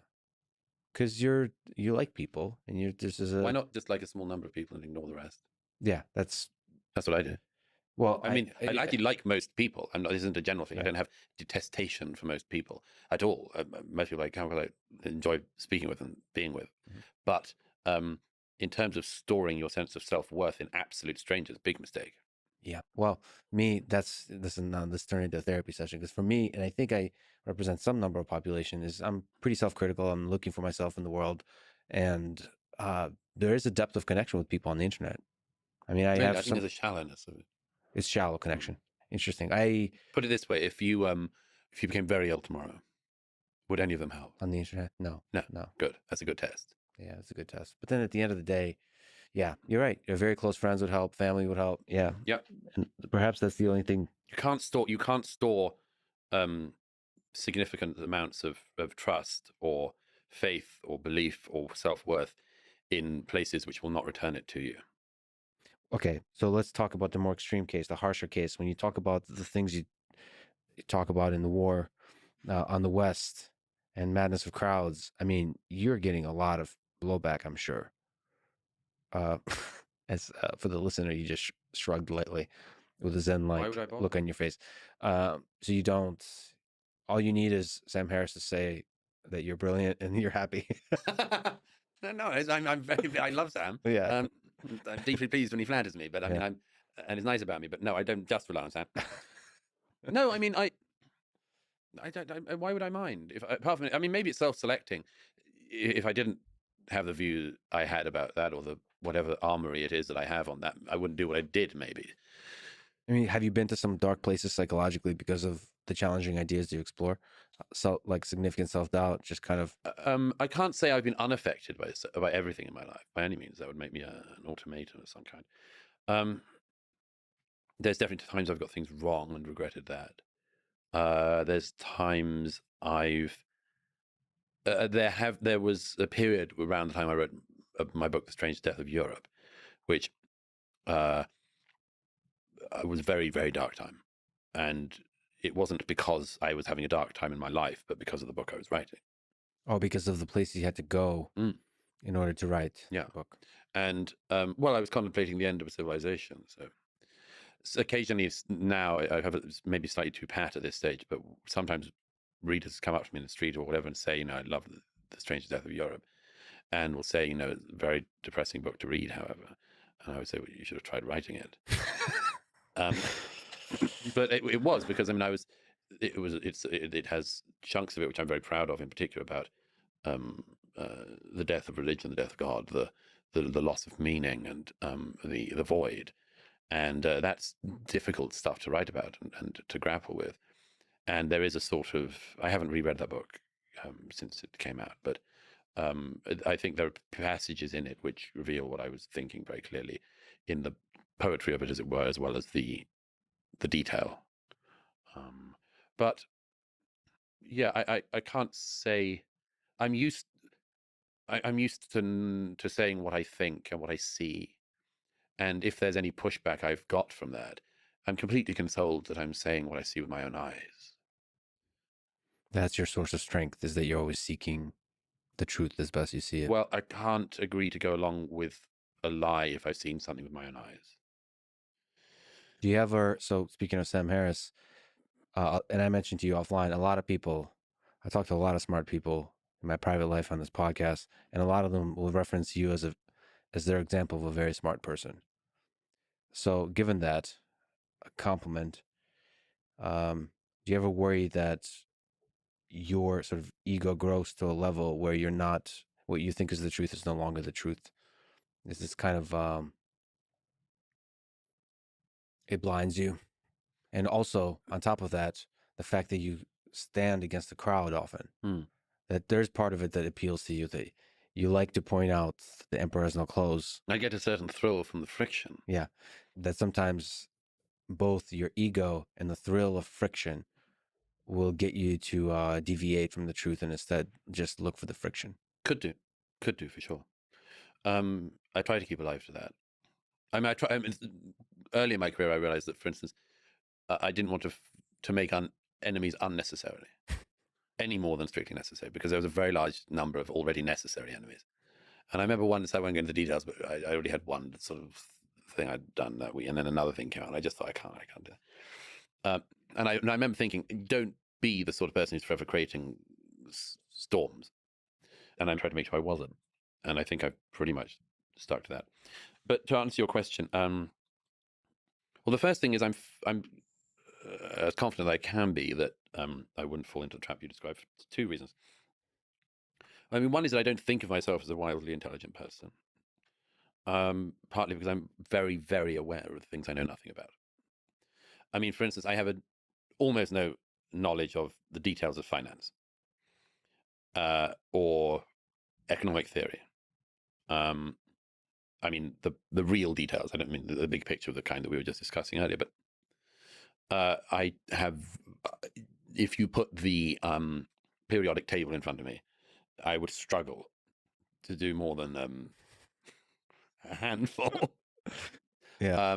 I am very conscious of huge gaps in my knowledge, and where I have gaps or chasms, I tend to find I have a disproportionate admiration for the people who know that stuff. Like, I'm wildly impressed by people who understand money, really understand it. You know, they think, "How the hell do you do that?"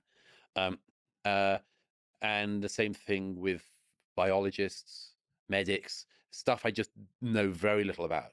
And that's a source of humility for you, just knowing that. Yes, I mean, I think, well, I'm giant okay on that gaps. stuff, but I'm like, oh, Jesus, if you got me on the general knowledge, I say that thing some years ago. There's a thing in the UK called University Challenge. I don't know if it's, and I was asked some years ago onto there's a sort of like celebrity one of former students of the universities or colleges asked to go back for like the Christmas special, and I was asked to be one of the people from my old college to go back and compete in the sort of celebrity alumni one. And the only reason I actually wanted to do it was because I discovered that Louis Theroux had been to my college before my time, and he'd agreed to be on the team, and I thought I'd love to meet Louis Theroux. That'd be great fun.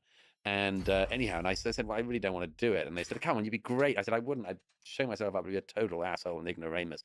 And as it was, I sat down in my flat and I watched some past episodes of University Challenge. And I realized I'd have just sat mute for the whole half hour. I just couldn't. The first question was about physics, and the second one was about. As it was, I watched the one, and I could answer the first 2 or 3 questions of the one that actually went out because they made it a bit simpler. But I mean, I'm terribly conscious of and I said to the producers, I said, I can't go on because I mean, I just couldn't answer the questions. These unbelievably smart students seem to be able to answer on a whole range of things. So I'm perfectly aware of my limitations, and you contemplate your limitations. Yeah, and they're forever before me. You know, they're not hard to find in every day. And then on top of that, I suppose it's in a way, you know that line from Rudyard Kipling's alternately brilliant and slightly nauseating poem. If there's a line, You can't just enjoy a good poem, can you? well, no, it's where's it's the not. it's I can enjoy a great poem, Yes. but I mean a good poem. Yes. This is slightly off, but when Wait, this goes to your criticism of Dostoevsky. Yeah. Take Douglas's criticism with a grain of salt. So maybe I've read it too many memorial services and things. Sure. But that line of it's a good piece of advice if you can learn to meet triumph and disaster and greet these two impostors just the same. Yeah. That's a good line. It's a good line, as Kipping often done. An amazing turn of line. But I do think that it's a very sensible thing to try to greet triumph and disaster and regard them as imposters and greet them just the same. And actually, anyone who knows me knows that I never.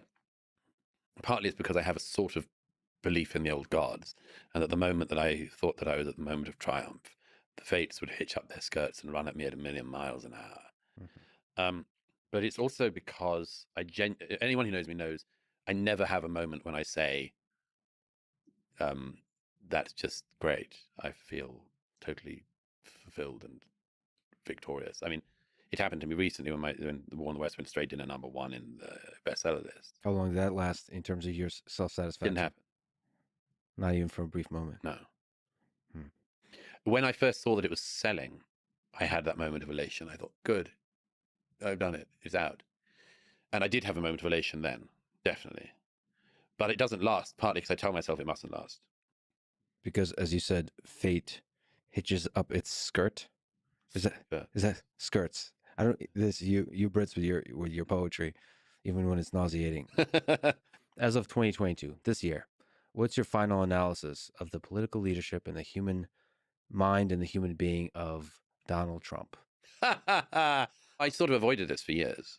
Just talking about Trump. I tried to avoid talking about Trump for years. It's the same reason I tried to avoid writing about Brexit. Do you think that Trump, just sorry on a small tangent, do you think the Trump story is over? Or are we just done with volume 1? I've no idea. The people I know who know him say that he's running.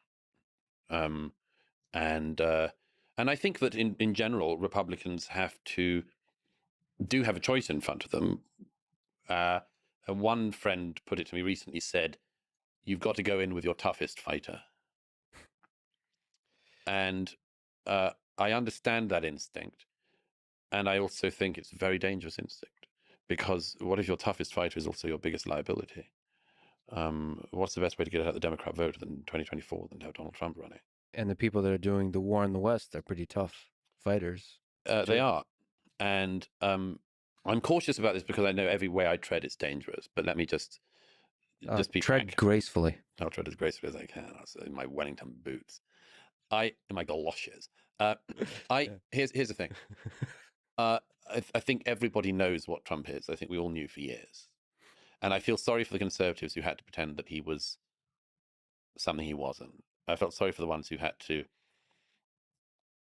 pretend that, for instance, he was some devout Christian or a man of faith or a man of great integrity or all of these sorts of things. Because I mean, in the public eye for years, it had been obvious that wasn't the case. But he has something extraordinary. One thing is a method of communication that you've just got to say was unbelievable. In one fundamental way that you can't look away for some reason. Can't look away. I mean, watching him clear everyone out of the way in 2016 was thrilling because those people needed clearing away. I mean, it's just horrified. What, America's going to give us another Bush? What's so great about this family? America's going to give us another Clinton. We're going to get to choose between a Clinton and a Bush. Mark Stein said, we'll just wait for the day the Clintons and the Bushes intermarry, and then we can really have a monarchy again. So I was very pleased to see him clear them away. I was very pleased to see him sort of raise some of the issues that needed raising. I thought it was a sort of breath of fresh air, and I wished it wasn't him doing it. And then there was a question of him governing, and it was just perfectly clear he didn't know how to govern. What he did have, however, what he does have, is an incredible ability to fight. And some of the forces he was arraigned against were arraigned against him. My gosh, they would have taken down anyone else. I mean, if they'd have probably done some similar BS against Ted Cruz if he, or Marco Rubio. They'd have said, some people have admitted, they'd have accused all these people of racism and misogyny and everything else as well, just like they did Mitt Romney, just like they did John McCain. But Trump was the one ugly enough and bruisey enough to fight. And also a willingness or a lack of willingness to play sort of the civil Yes. game of politics, sort of, you Yeah. know, at a party when like politeness gets you in trouble. Yeah, I you mean- show up and everybody's polite, and you just out of momentum want to be being polite, and all of a sudden you're on an island with Jeffrey Epstein, and it gets you into a huge Yeah. amount of trouble. But so Trump has these sort of extraordinary qualities, but I just, you know, look, he screwed up during his time in office because he didn't achieve as much as he should have done. Now you could say that about every president, but I refuse to acknowledge that 2 years when he had both houses in at the beginning, he just didn't know what levers to pull. You know, I mean, he was sitting in the office behind the Oval Office tweeting, watching the news. I'm sorry, that's not a president. And he couldn't fill and didn't fill positions because people knew. I mean, people who were very loyal to him, he would just, you know, he'd get them to do something loyal and then destroy them. And I think, and then we get onto the thing about, and here we get onto the, you know, what of course is very, very fractious terrain. But, you know, I covered the 2020 election, and I was traveling all around the States, and I went to Trump rally and all sorts of stuff. And I was in DC on election night, and and it got very ugly at one point in so-called Black Lives Matter Plaza, when it looked like Trump might win when Florida came in. It got really, I could feel the air got very, very heated, and like some Antifa people started getting into black bloc and this sort of stuff. And I thought, this town is going to burn, you know, if Trump wins. And in the aftermath of the vote, I was willing to hang around in Washington for a bit, and then I saw it was going to drag on. And I saw some of his people and others, and people told me they had great evidence of vote rigging and all this sort of thing. And I'm afraid I'm one of those people who doesn't believe that the evidence that they've presented is good enough to justify the claim that he won the election. And people say, have you seen 2,000 Mules? And have you seen this? Look, the evidence isn't there that the election was won by Donald Trump. Yeah. And I think that what he did on January the 6th was unbelievably dangerous. And, you know, here it is possible for us to hold two ideas in our head at the same time. January the 6th was not nothing, nor was it an insurrection and an attempt to stage a coup. And there's a vanishing number of people in the US, or as Eric Weinstein said, like it's like this is the roof that you have to walk along, and like the sides are very steep. Yeah. If you fall off either side. Is there some sense, given the forces that are waging war in the West, you said this feeling, perhaps because of Antifa or something else, that this town is going to burn, and maybe a continued feeling that this town is going to burn with the January 6th events. Are you worried about the future of the United States in the coming years because of there's a feeling of escalation? Sure. Is that just a war of Twitter, or is there it's real? Is there a real brewing of something? Oh, it's real. And how? Well, let me then respond to that. What is the hopeful? If you 10 years from now look back at the United States and say we turned it around, what would be the reason? What would be the ways, the mechanisms that we do so? I'll tell you, since I wrote this book, there are two things in particular that I've been really pleased that a specific type of specialist has approached me on, to say that things I've written about actually have more application than I realized. One is the gratitude issue. A number of people have approached me who have gone through AA, or Alcoholics Anonymous. They sometimes say, have you ever been to AA? And that's a bit personal question. But they say, but the reason they ask it is because they say, well, because if you go to drug rehabilitation or Alcohol Anonymous, Norm MacDonald said, it doesn't sound very anonymous. You stand up in a room, you say your name, and you tell everyone the worst things you've ever done. It sounds the opposite of anonymous. Anyhow, but they say, look, because if you go to these things, apparently you're asked to, as part of your recovery, say what you're grateful for. Like list what you're grateful for. I didn't know that, by the way, until the book was out, and so it turned out to have more application than I knew. The other thing, though, is that I say that it's absolutely crucial in America that we try to find things that we agree on. And a couple of times since the book came out, I've been approached by people who are marriage counselors. But people also said, have you ever been through marriage counseling? Again, that's a very personal question. Stop asking me personal questions. No, but I said, well, why? And they, well, because this is one of the things that we do in couples therapy, is try to find things you agree on. And I think this is very important in America.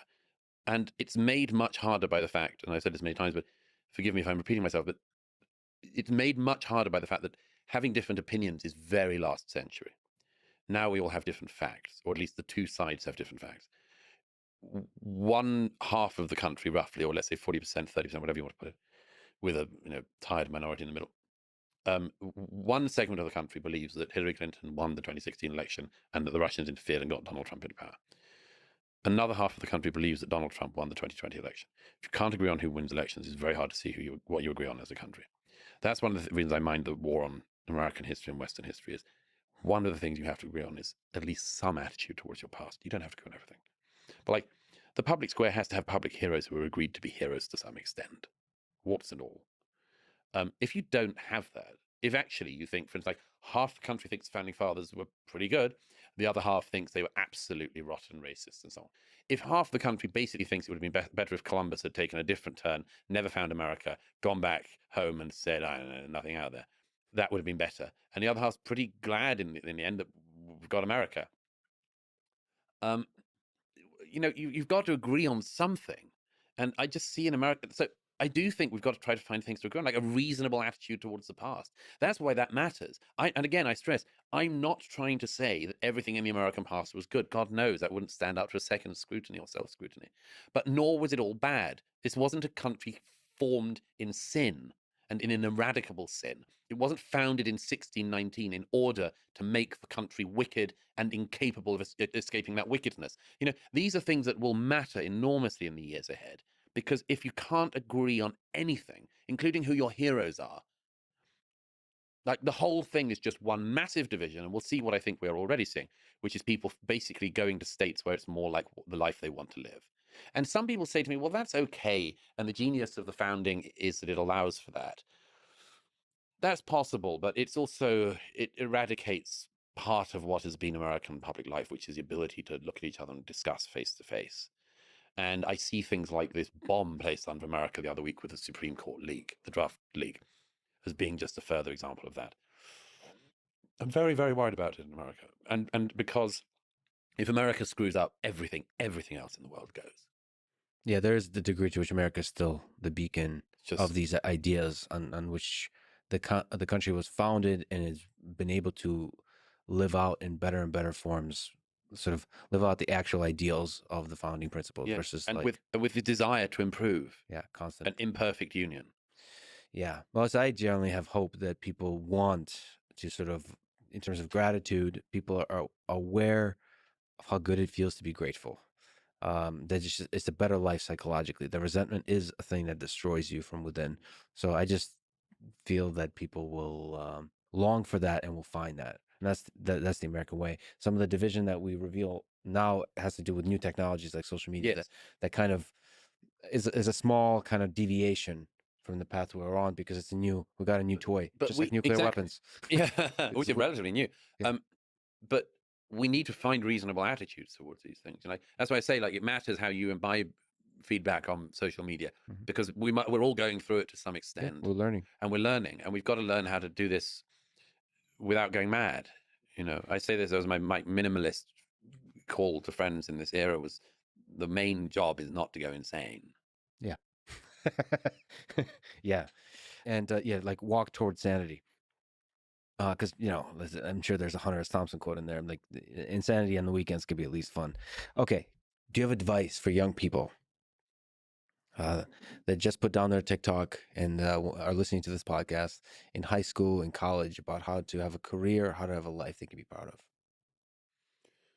It's a very broad question, but of course, I can give specific advice for people who want to be writers and so on, but that's a bit niche, maybe.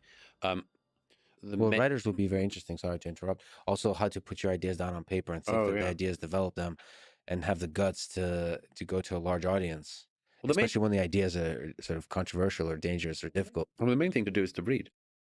When I was a schoolboy, I'd ever have a book in my pocket, the side pocket of my jacket or in the side pocket, and would read. And that wasn't just because I was swattish in some way, but because I discovered, probably at some point in my early teens, I discovered something. I read about this once. I discovered that books were dangerous, which was a thrilling discovery. Yeah. I discovered that they could contain anything. And also, people didn't know what you were reading. I remember, at far too young an age, I read The Doors of Perception of Aldous Huxley. I didn't make head or tail of it, probably. But I knew that it was about something really interesting and dangerous. And I thought constantly when I read poetry or read history, and I was just constantly thrilled and wanted to know more. And if you want to become a writer, you have to be a reader. You have to read the best stuff. And you know, obviously people disagree or agree on what that is, and you'll find the people that really impress you. But I know that I just came across certain writers who just knocked me off my feet. And when you find those people, like, read everything and cling on to them and find other people like that, find other writers like that, people who are connected by history or scholarship or circles or whatever. For you, was it fiction or nonfiction? Is there particular books that you just remember or just gave you pause? Well, I remember that the first book that absolutely threw me was The Lord of the Flies of William Golding, which used to be a signed text and everyone's a bit snotty about because it's so popular. But I was thrown because I think it was the first adult book I read, in that I had been used to the world of children's literature, of everything ends up fine in the end, the lost all get found, you know. And this was the first book I read where that's not the case. The world turns out differently. And I remember for days afterwards, I was just in a state of shock. I couldn't believe what I'd just discovered. And partly because I sort of intuited it must be true.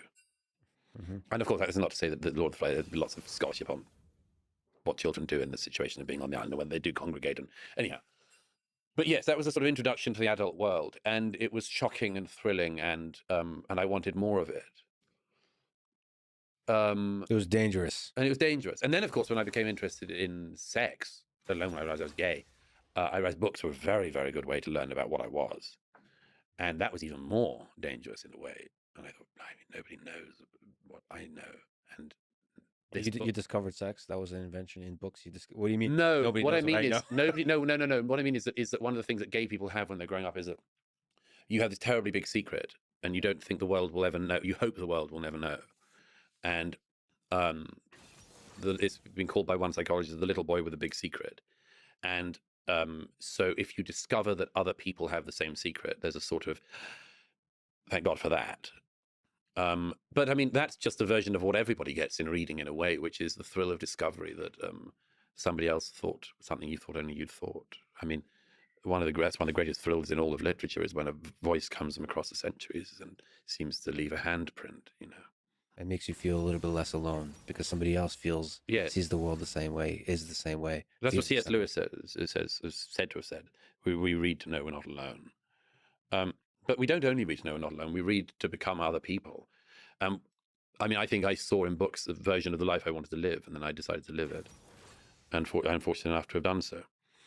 I wanted to live in the world of ideas and books and debate, and I wanted to live in the debates of my time, you know. And I remember when, like a lot of people, I read Auden when I was young, and you know, certain lines obviously stuck with me. But that poem of his, which everybody knows and which he hated, September 1st, 1939. I remember certain lines in that just whacked me. What's that one? Sitting on a dive, 40 seconds, degraded and alone at the end of a low, dishonest decade. And of course, there's a problem with that line, which is you kind of want to be living at the end of a low, dishonest decade as well. It sounds sort of cool in a way. You're the only person who sees it. But so yeah, anyhow, that's a diversion. But the point is, if you want to be a writer, you've got to be a reader. Apart from anything else, you discover the lilt of language and the things you can do. And I've read people who, and I still do, who I think, my God, I didn't know, how did you do that? In fact, books for me now, and articles and other things, fall into two categories. One is I know how you did that. And the other is I don't know how you did that. And the best feeling as a writer is when you do the second one.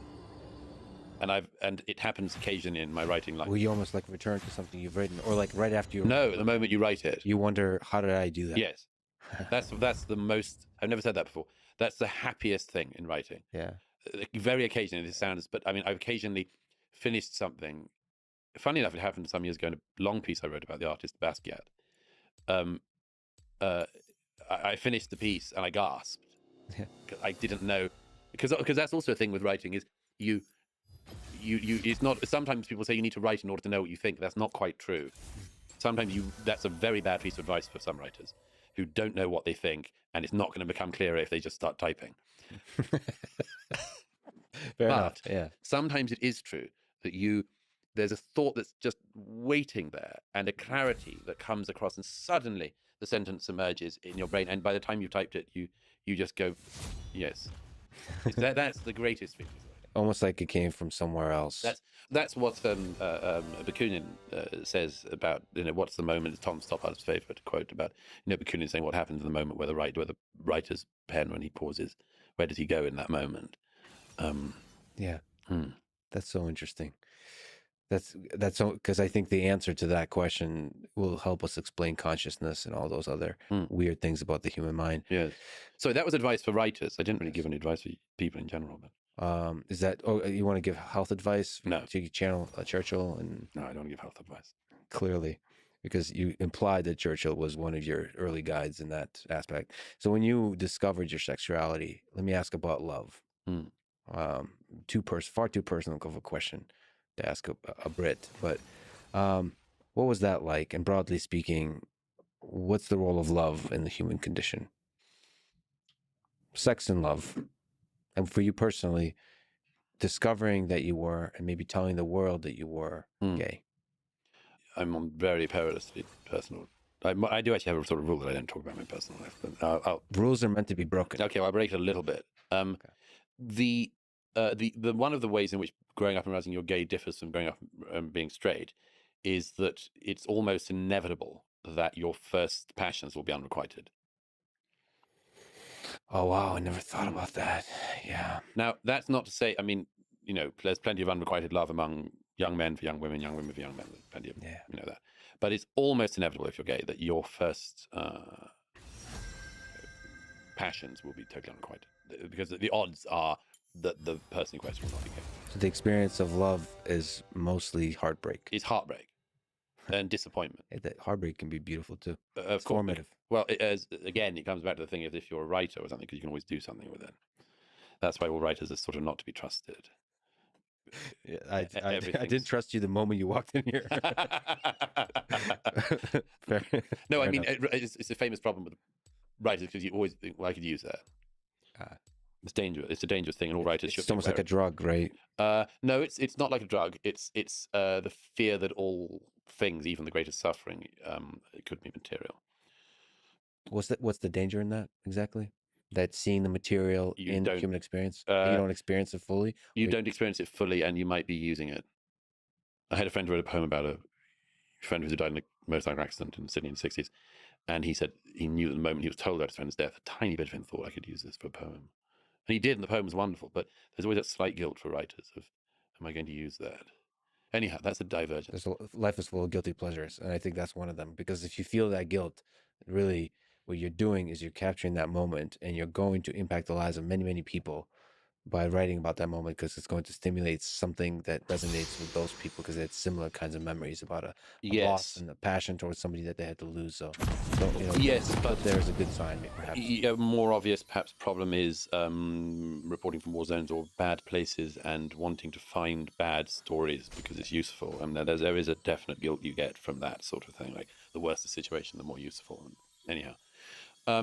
No, so that's sort of the only difference that happens from growing up being gay, and it means that most, certainly in my generation, most gay men came to sexual or romantic maturity later, and there's lots of explanations of that, maybe being one of the reasons for perceived or otherwise promiscuity among gay men, which is, I think, more easily persuaded by the fact that gay men behave like men would if women were men. That's one explanation, but it's both a feature and a bug that you come to sexual flourishing later in life. Mm-hmm. That could be seen as in the trajectory of human life, that could be a positive or a negative. Yeah. But what's broadly speaking is the role of love in the human condition, Douglas? Well, it's the nearest thing we have to finding the point. What is the point? What's the meaning of life? Let's go there. So what's the meaning is a hard one, of course. Where is the meaning is slightly easier. And I'd say that everyone can find that. You gravitate towards the places you find meaning. Now, there's a conservative answer to this, which is quite useful, and it's certainly more useful than any others, because the conservative answer is to find meaning where people found it before. It's a very, very good answer. if your ancestors found meaning in a place of worship or a particular canon of work, go there because it's been proven by time to be able to give you the goods. Much more sensitive than saying, "Hey, I don't know, discover new ways of meaning." But love is probably the nearest thing we can have to the divine on Earth, and of course, the problem of what type of love we mean is an issue. But that goes to the fact that you don't like definitions anyway. I do like definitions. I just think they need to be pinned down. But let's not go there. Because it's not pinned down love at the moment. Well, no, because as you know, I mean, because of the different varieties of love and the fact that we have one word for it in our culture, and that it means an awful lot of things, and we don't. Yeah. Well, but let's say human love, with the greatest fulfillment in sexual fulfillment in sexual love with another person, is probably the greatest information you can have of what might otherwise only be superseded by divine love.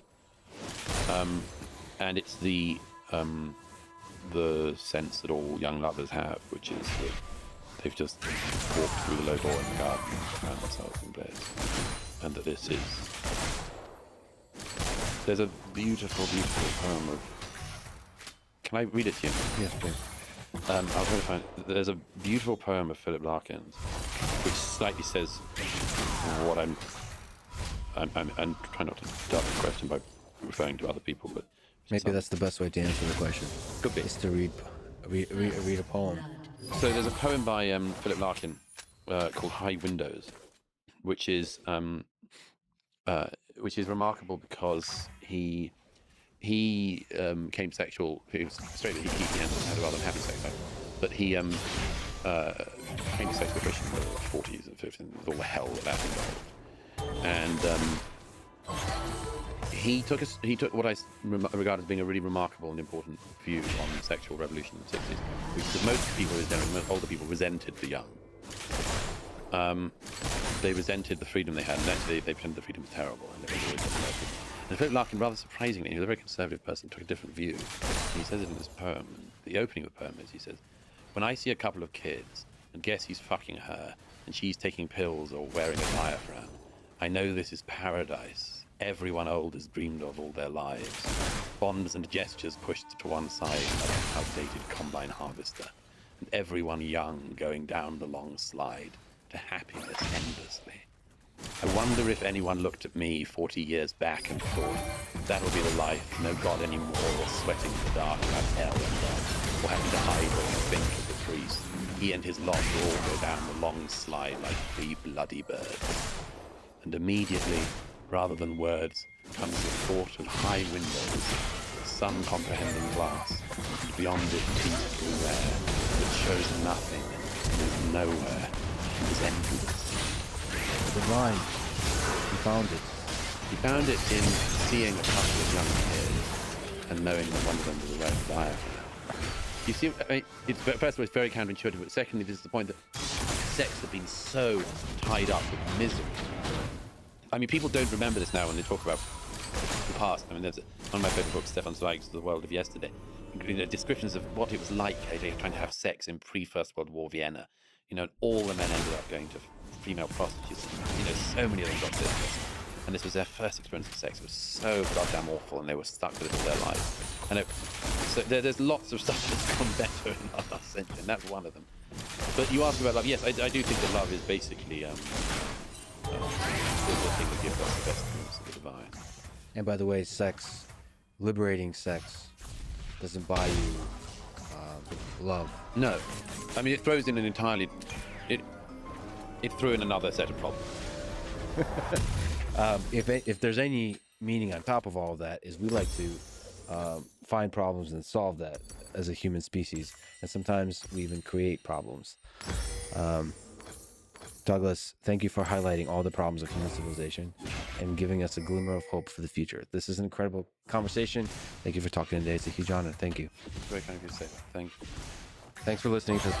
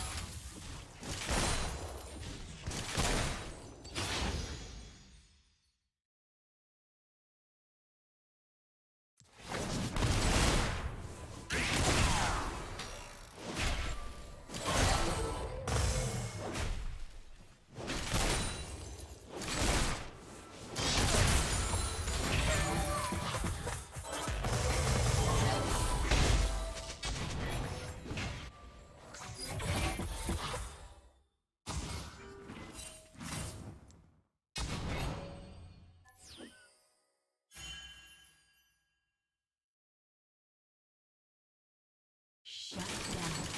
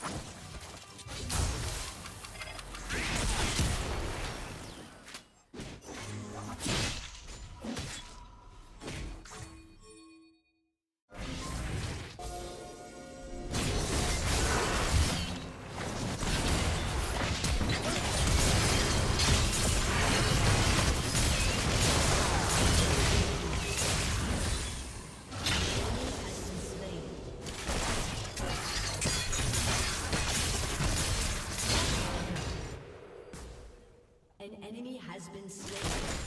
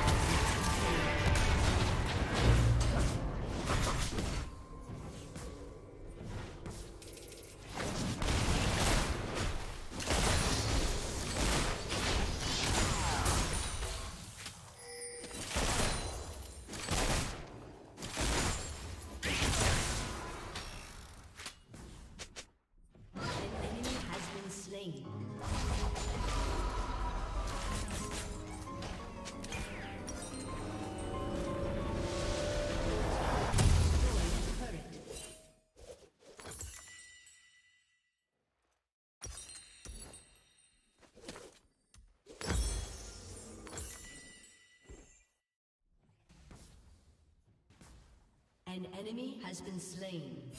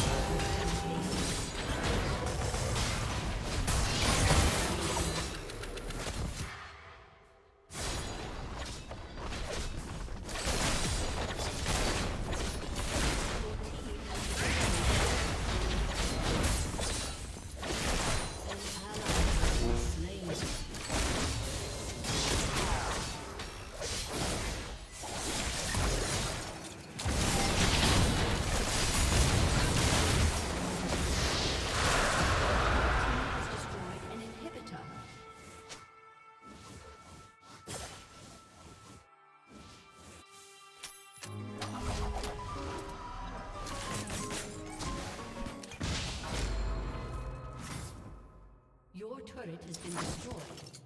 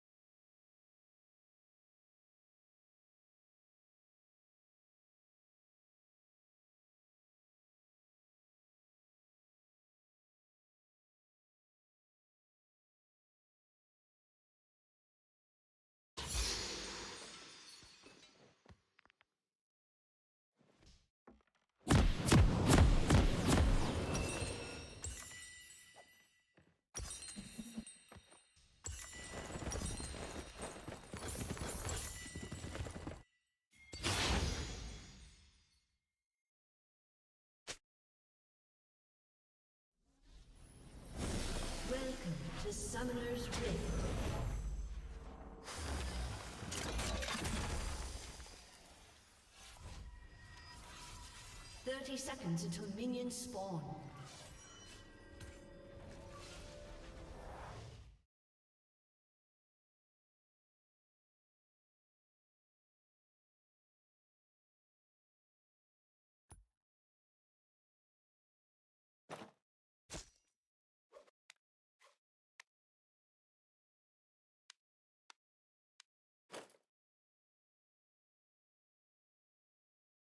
Minions have spawned.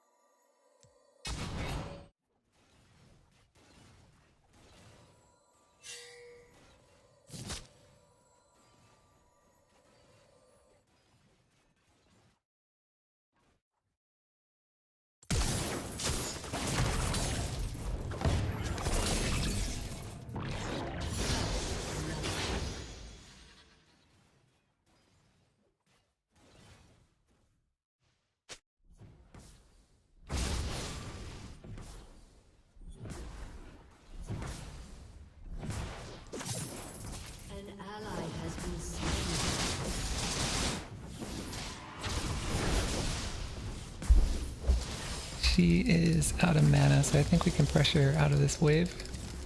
I was gonna go home because it's a great time to go home after getting first blood and shoving to her tower, but now I'm like kind of greedy. I think we can shove even more. Look, she's completely out of mana now. She has to go back. And so we'll pretend like I'm freezing by pulling the wave back here. She'll go back and then we'll just hard shove.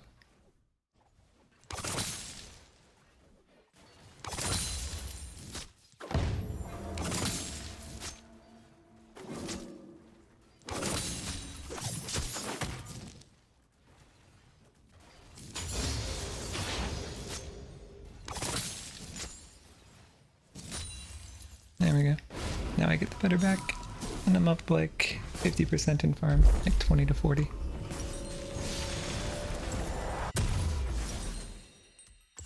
Probably go that thing. Ah, but that's kind of crappy. Maybe this. That's also crappy.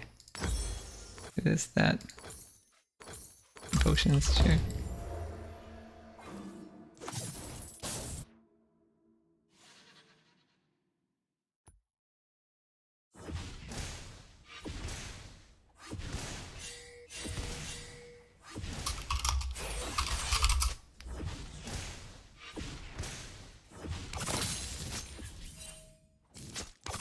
And I've got blue buff too.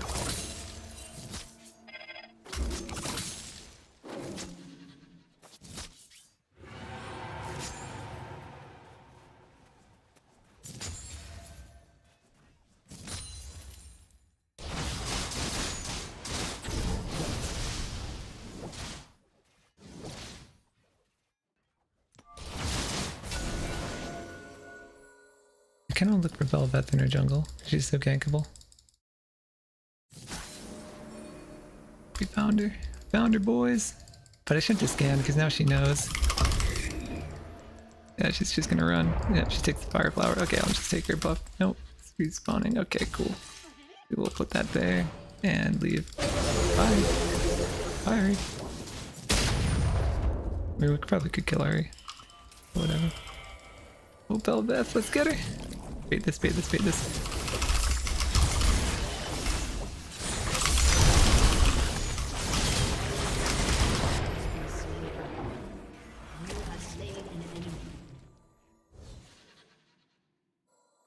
Ari's like out of mana.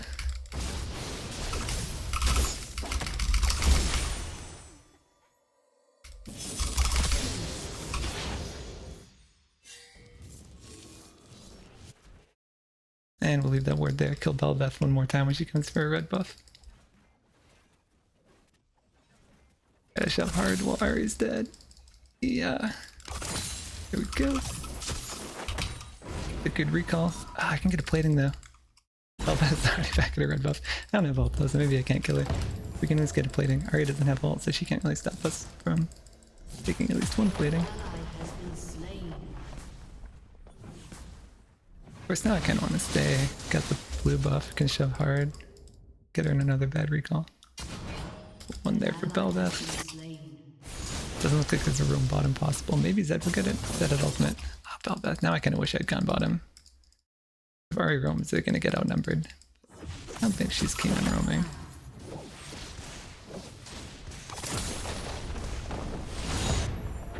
Dude, that was so bad. Like, she should not be showing charm that easy.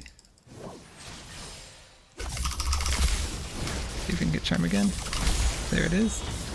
Nice to have that out. She chases, she's dead. He's got no charm. Ah, but she stayed the distance. Not in ult range.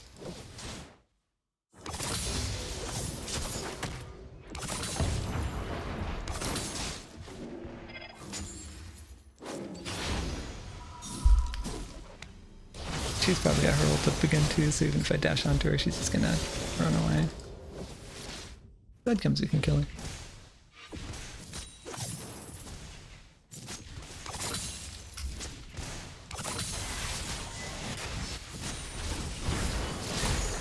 Yeah, you got her ult out. That's great. Now I can hard shove. Thank you, Zed.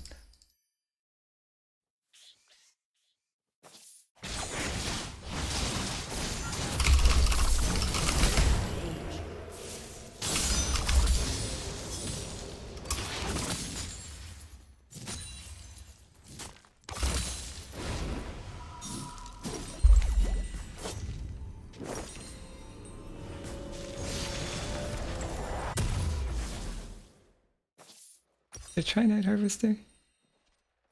I don't want to try it because they buffed it this patch.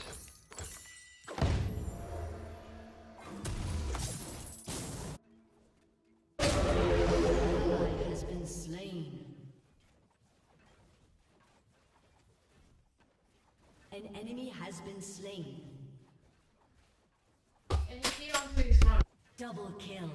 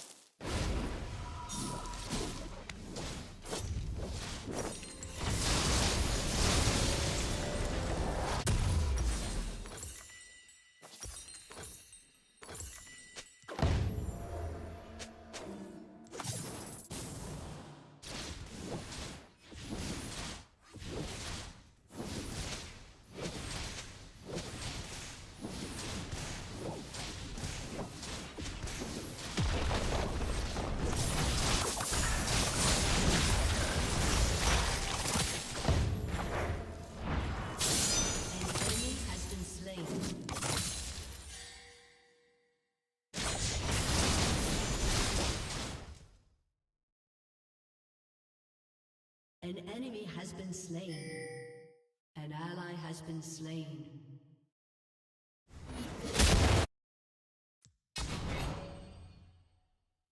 Your team has destroyed a turret.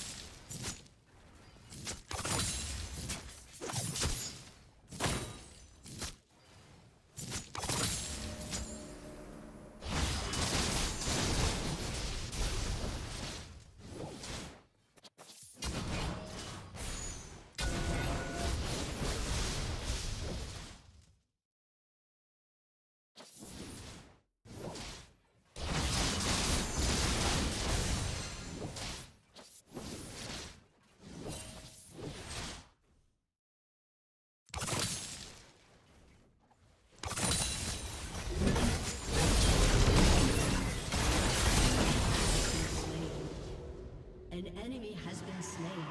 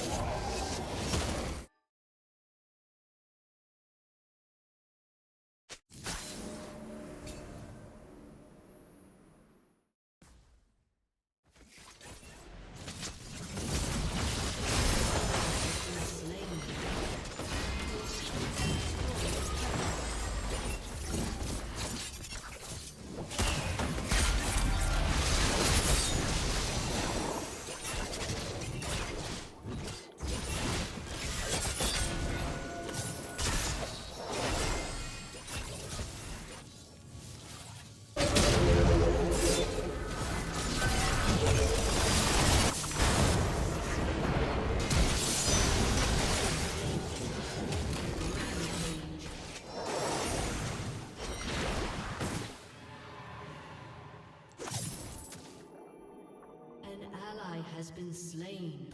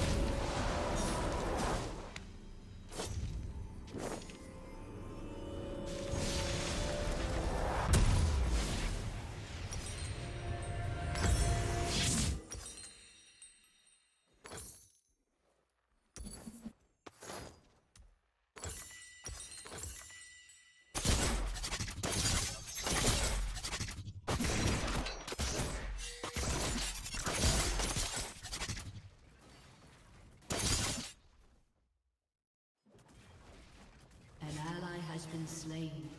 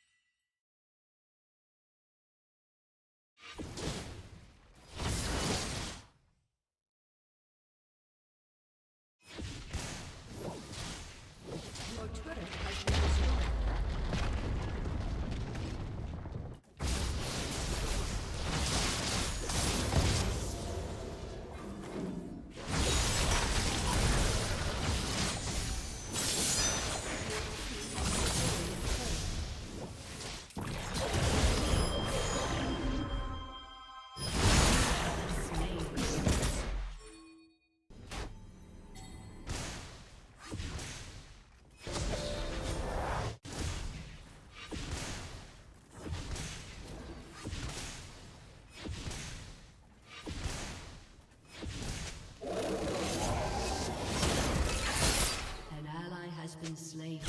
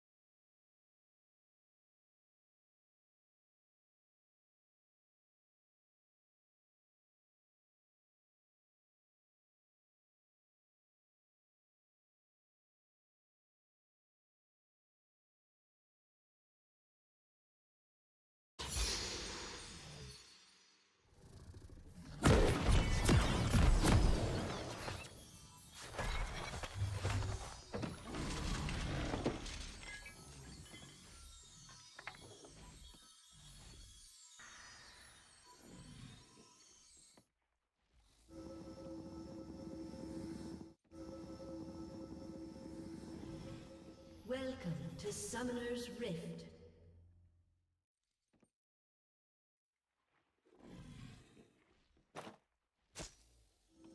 Seconds until minions. George, we're going to have to wrap this up pretty soon. Is there anything that you've always wanted to ask me? Because, George, I will. Yes, there is something I want to ask you. All right. How the fuck do you write so many books so fast?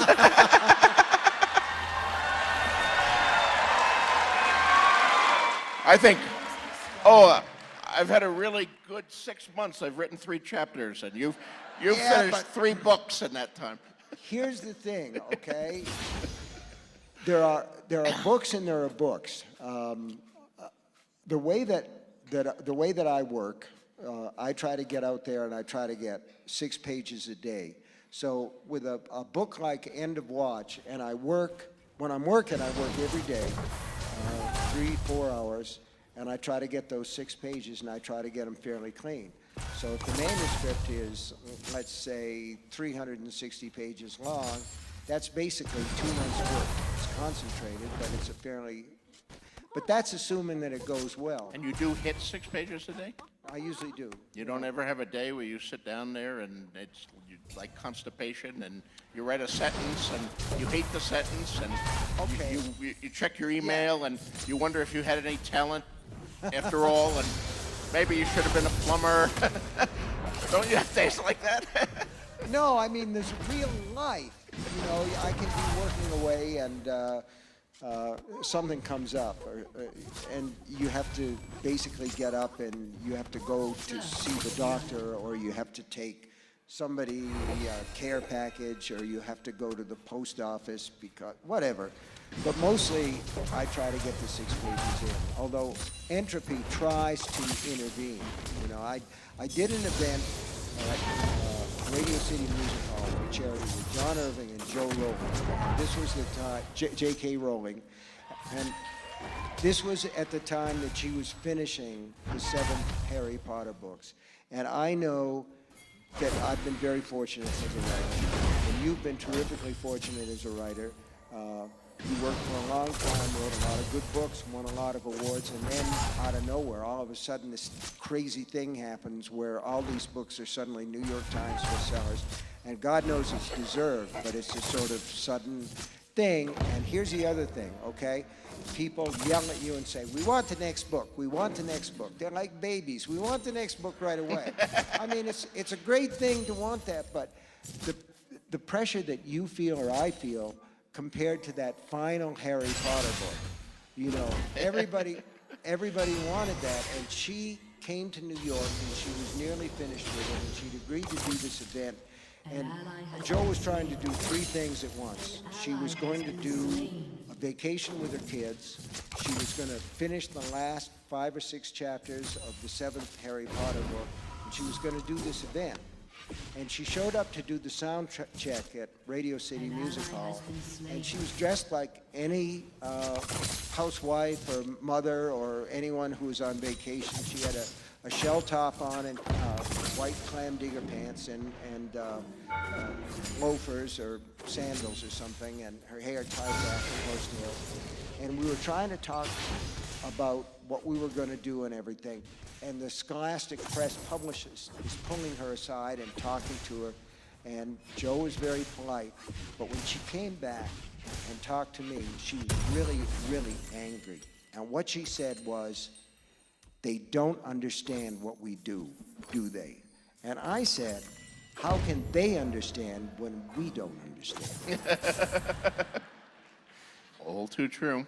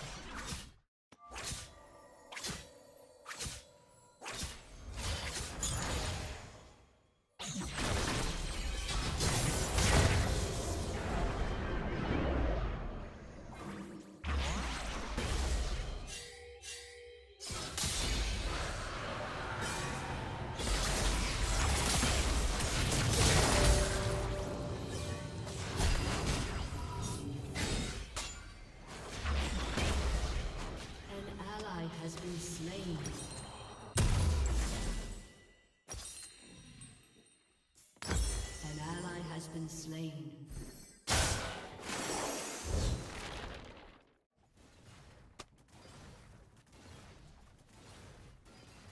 Your turret has been destroyed.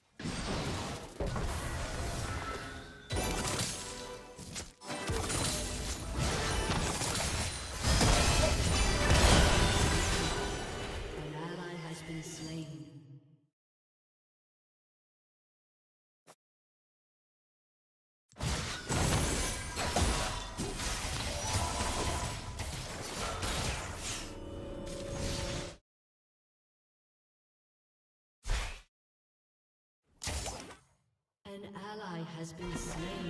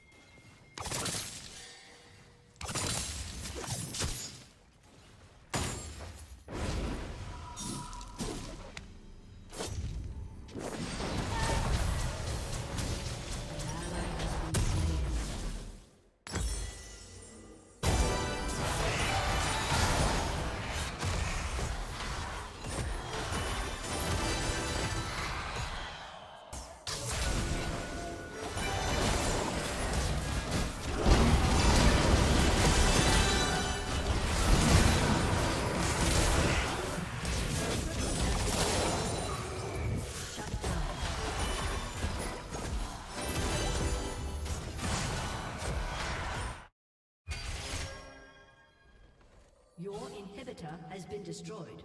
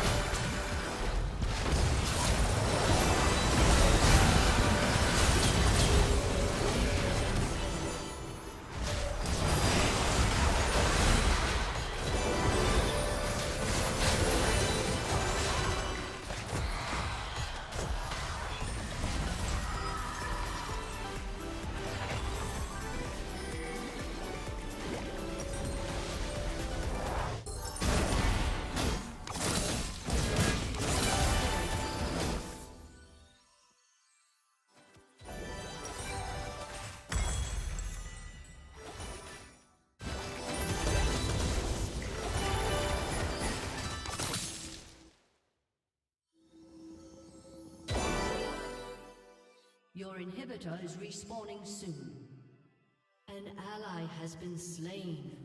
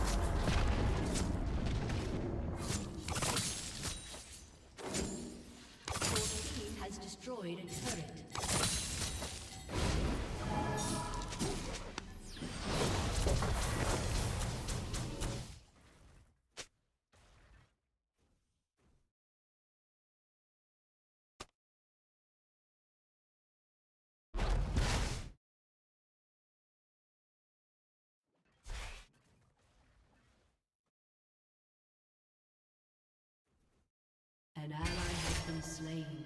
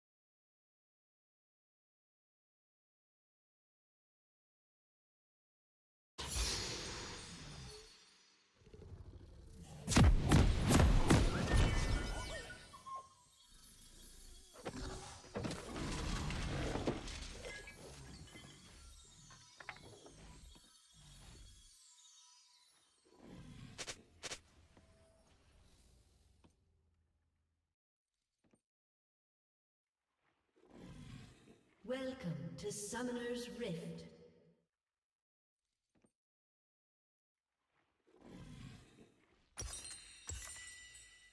"30 seconds until minions spawn.